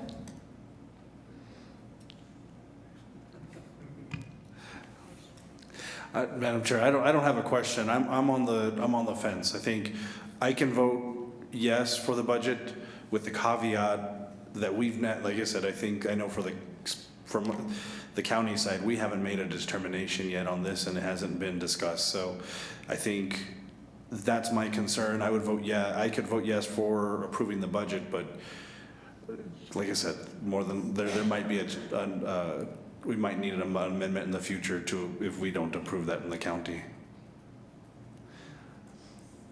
So we can withdraw the motion and table until we have more details. I could go either way. I just don't know if the timing causes us issues if we were to wait till the next ASCMV board meeting in May. Chair Conan? Please. Thank you. And thank you very much for the recommendation to bump this meeting up a lot sooner so it coincides with our budget process here at the city. That would be really helpful to take that to our council work session. Sorry. Counselor. Board Member Sanchez, thank you very much for the question. It would be a little bit difficult for us to get that at that time. We would have to scramble. Our recommendation would probably be to bring it forward next year with an adjustment. We can adopt your FY22 budget as Leanne recommended. It would be 22 for 23 because we would be adopting, according to the rules, we would adopt the current year budget for next year. So with that, I will just leave it up to the board on your recommendation. But we do have to bring forward our budget adoption to City Council on May 16th. So if you are asking for an increase, we would have to present that increase on the city side, which is about $350,000, and get council's recommendation on that. Thank you, Matt. Board Member Flores. Thank you, Chair. So my concern right now is that as a city councilor, if I vote yes today, and say it passes today, and I'm one who voted yes, then we would then take it back to, and the county commissioners vote no at their, at the county meeting, then the city would have to go back, as Leanne said, come back to city council and ask for an adjustment in the budget, and then the budget items would have to be reallocated to make up for a deficiency in that allocation. Board Member Flores, that would be correct. We would have that difference that would need to be made up, because I think in the proposed budget currently, they're increasing both the county and the city's contributions. So if the county does not increase their contributions, Animal Service Center is going to be have a deficit. Yeah, and that's so what I'm inclined. They'll either have to reduce their expenditures or come forward to City Council to request additional funding. Okay. All right. Diane, did you have any? No. Yeah, I think, yeah. Yeah, that, or Board Chair, Board Flores, they would have to reduce their expenditures like Matt said. And that did happen last year. Last year, I think the board asked for 1.75 from each, the county and the city. The county elected not to increase the budget, which is, their commissioners can do that, that's theirs. And what we did was we just made that adjustment in the revenues, and we made some adjustments in the expenditures as well to reflect that. And that's exactly what we did last year. Okay, so then it means that the allocations, the proposed budget by Animal Service Center, if the county doesn't come through, then it has to cut back a lot. And that would be a terrible thing. But the other thing that would be horrible would be if the county, I'm trying to be diplomatic, and it's very hard for me to be diplomatic. But I think it might be an affront to the county if they haven't had their budget, and thank you for recommending that they take care of things so that we can at least, where we're on JPAs and stuff like that, can coordinate our calendars accordingly. But so they might feel that it's an affront that the JPA, say all the city councilors, well, it's not going to happen, but say this board voted to adopt this budget today, and then the county decides we just don't have that money, or we just don't want to allocate that money. They might feel an affront that the board has, this JPA has made a decision that it can't commit to. It's possible it can feel an affront. Is it possible you county people would feel that we're trying to take care of business here, but would you feel that it'd be an affront? Because I will tell you that I will tell you conversely, frankly, bluntly, that if the county says, no, we're not going to carry it out, I think it's a slap in the face to this board. Because we're wearing two hats here. We have a commitment and a loyalty to the JPA and to the service center. So, you know, and therein lies a rub. Where do we, how do we work at this strategically so that we have a positive outcome, so that we do have the money that has been proposed for budget and nobody walks away? I don't want to feel, I want to stop saying that we pick up where the county slacks. I want to stop saying that, but I can't. If in fact the county says we can't honor the budget proposed or adopted by the JPA, it's disrespecting the JPA. I mean, that's my, so I just want to put that out there because I don't want to walk away saying that the county has not come through or respected the JPA's decision. Thank you. Thank you, Madam Chair. So, Board Member Sanchez.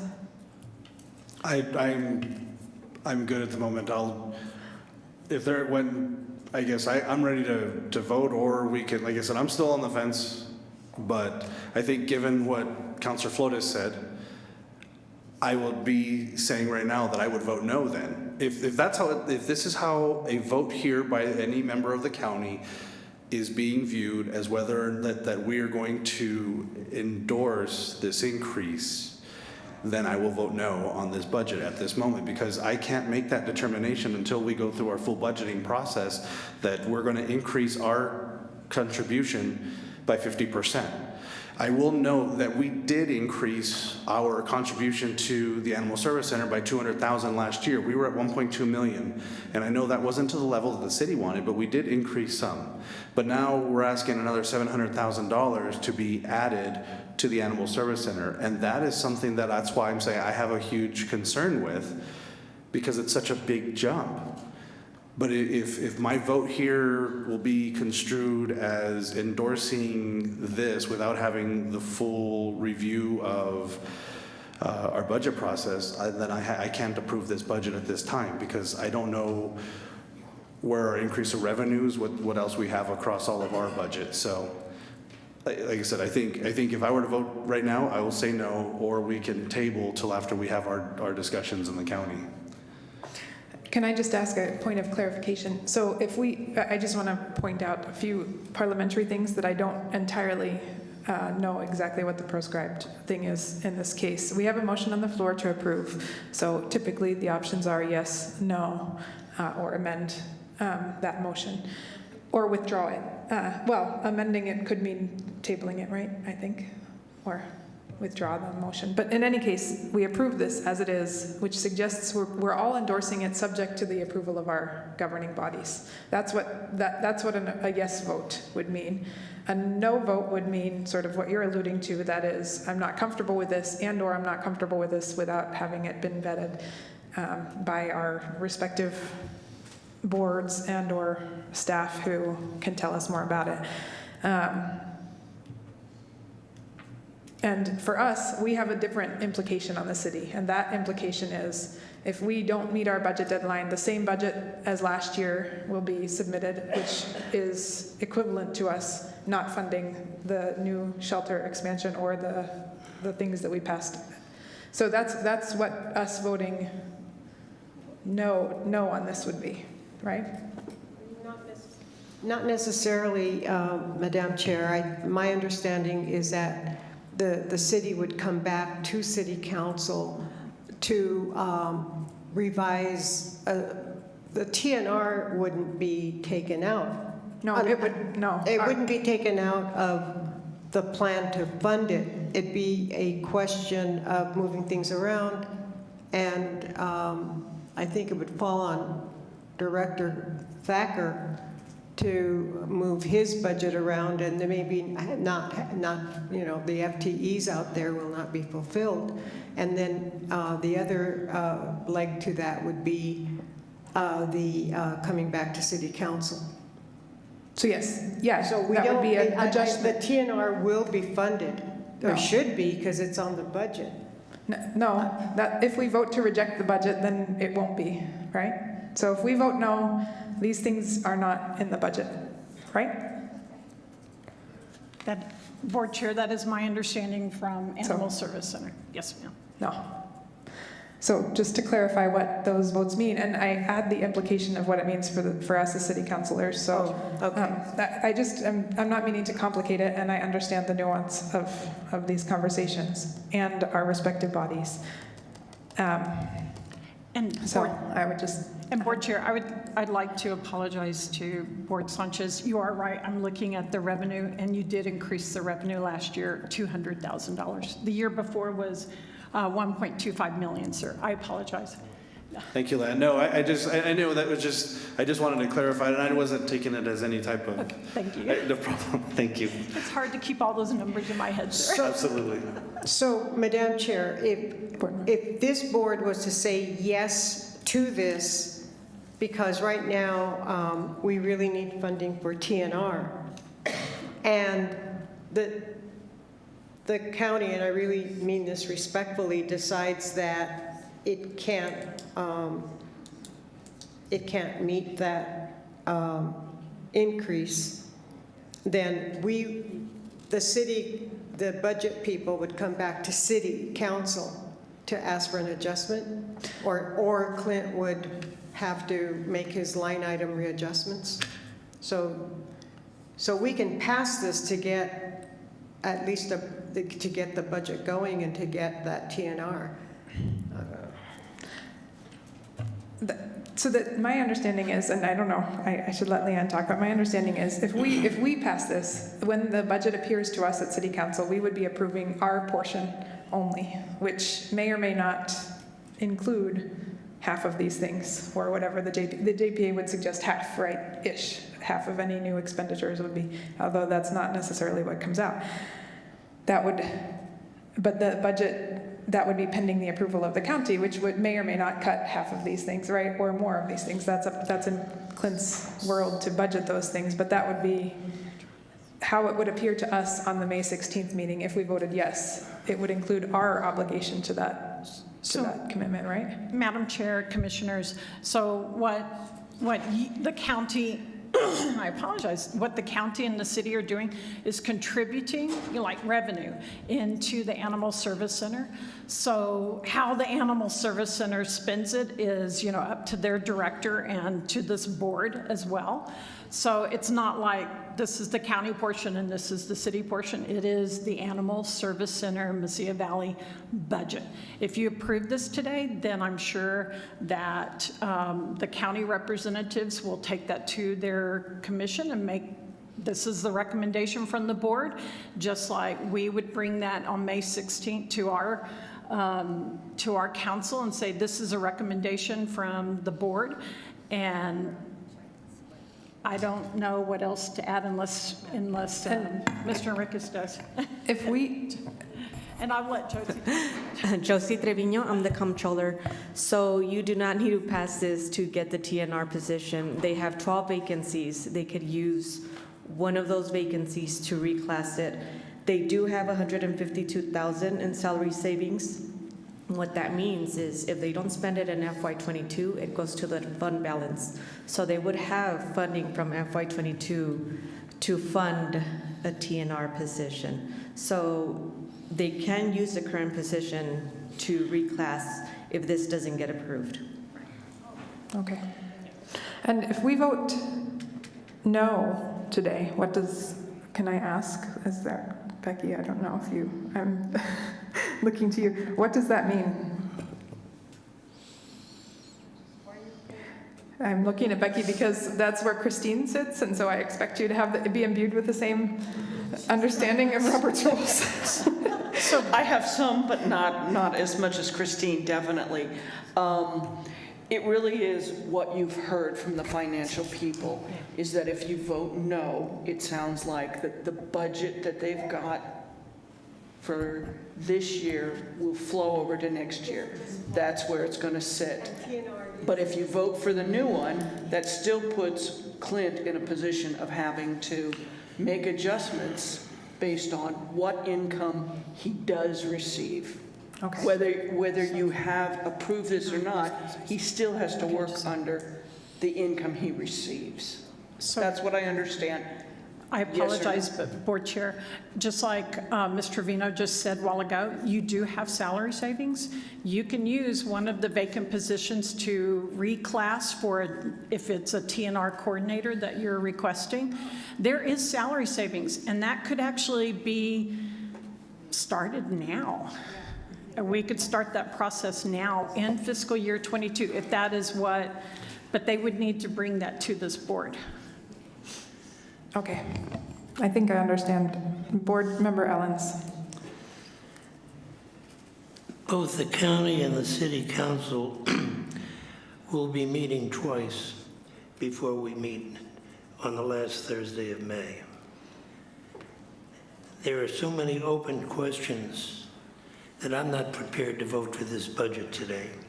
I would put it over until our next meeting. That'll give both bodies the opportunity to discuss it in greater detail with this discussion we've had today in mind. And then if the city, or I should say if the county, decides to increase its contribution by X dollars, if this budget then comes back at our next meeting, it could be tailored to reflect what the commission's decision was to begin with.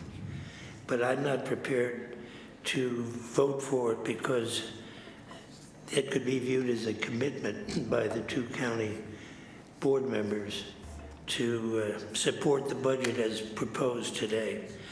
I would prefer to discuss this in the future until the next meeting of this board as a proposal rather than a commitment.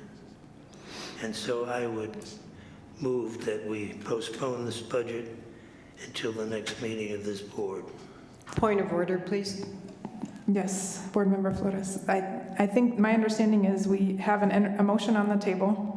We have a motion on the action item. I shouldn't say the table, although the table exists over here, and I think that's what you're alluding to. We have a motion on the floor, so I would entertain a withdrawal of that motion, given what you're saying, which my sense is that you're requesting that we don't vote, not a yes or no, up or down, but that we table it. I think parliamentarily we need something different than what's on the floor. To a day certain, which is the fourth Thursday in May.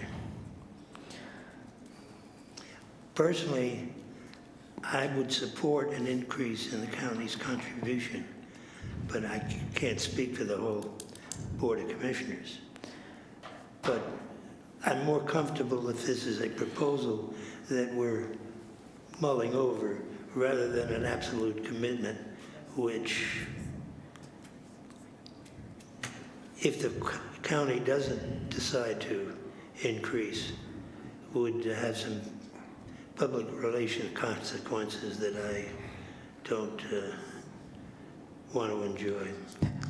Board Member Sanchez. I was just curious, with all the discussion, who motioned and who seconded on this agenda item? I already passed it down. Oh, can you? No, I wrote it on the thing that I sent down to you. So it's sitting on the thing that we sign. Okay, originally when we started this, Flores moved and Ellens seconded. Who is the second? You were the second, which you could withdraw at any time. Who was the mover? Board Member Flores. Board Member Flores moved and Board Member Ellens second. I don't care if I'm seconding it, that's fine. No, I think that the question is if we withdraw the motion for approval and the motion and the second, and then we can motion for a table to a date certain. I believe, is that correct? Yes. Chair Coran? Yes. Okay. Okay, so I think that's what we need now is that withdrawal of the motion and second for approval of this item. So for that, we would need Councilor Flores, who made the motion, to say, I withdraw my motion. And then we need Mr. Ellens, to say, I withdraw my second. And then we can start all over again with a new motion and a new second. Matt, when do you come before City Council for approval? The 16th, and this meeting is the 26th. So I'm not going to withdraw my, I'm not going to withdraw my motion. Chair Coron, Board Member Flores, yes, that is correct. We come to City Council for adoption on May 16th. We also have a commitment to Department of Finance to submit our budget by June 1st. So then, Then we'll call the question. Becky, please. Board Member Sanchez. No. Board Member Ellens. Thank you. We're voting on the motion to approve. Motion to approve this budget that you have been discussing. Okay. And that was a yes vote or a no vote, sir? No. Thank you. Board Member Macias. No. Board Member Flores. Yes. Chair Coran. Yes. The motion fails 3-2.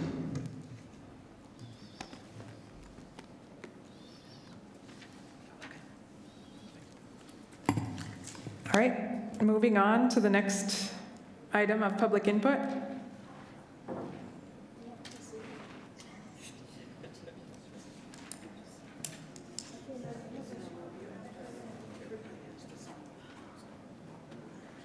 Is there anyone from the public here who persisted for 3.5 hours to speak?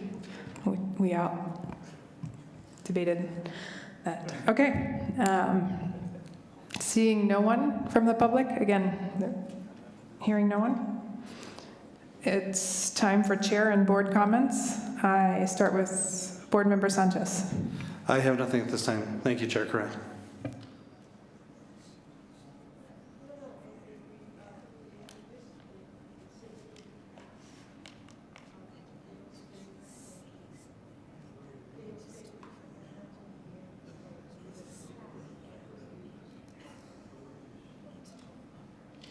It's board member comments, so Board Member Sanchez. Yeah, oh, sorry, Chair Coran, I said I did not have any comments. Oh, sorry, thank you. No problem.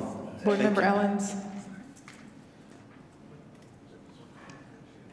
I have no comments. I think we've commented enough already today. Thank you. Board Member Macias. No, thank you very much for your time today, and I look forward to working in conjunction with the center as well as the city so that we can come back to this. Thank you. Thank you. Board Member Flores. Are you serious? Do you want to hear my comments? Thank you. Seriously, I want to thank everybody for their work, and we're going to make this happen. We'll get our TNR one way or the other. Thank you. I have no comments, except I still remember, I'm still going to hit you up, just so you know. I haven't forgotten. An hour and a half ago.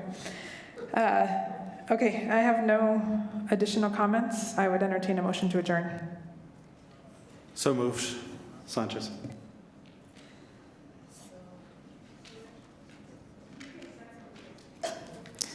I second the motion to adjourn.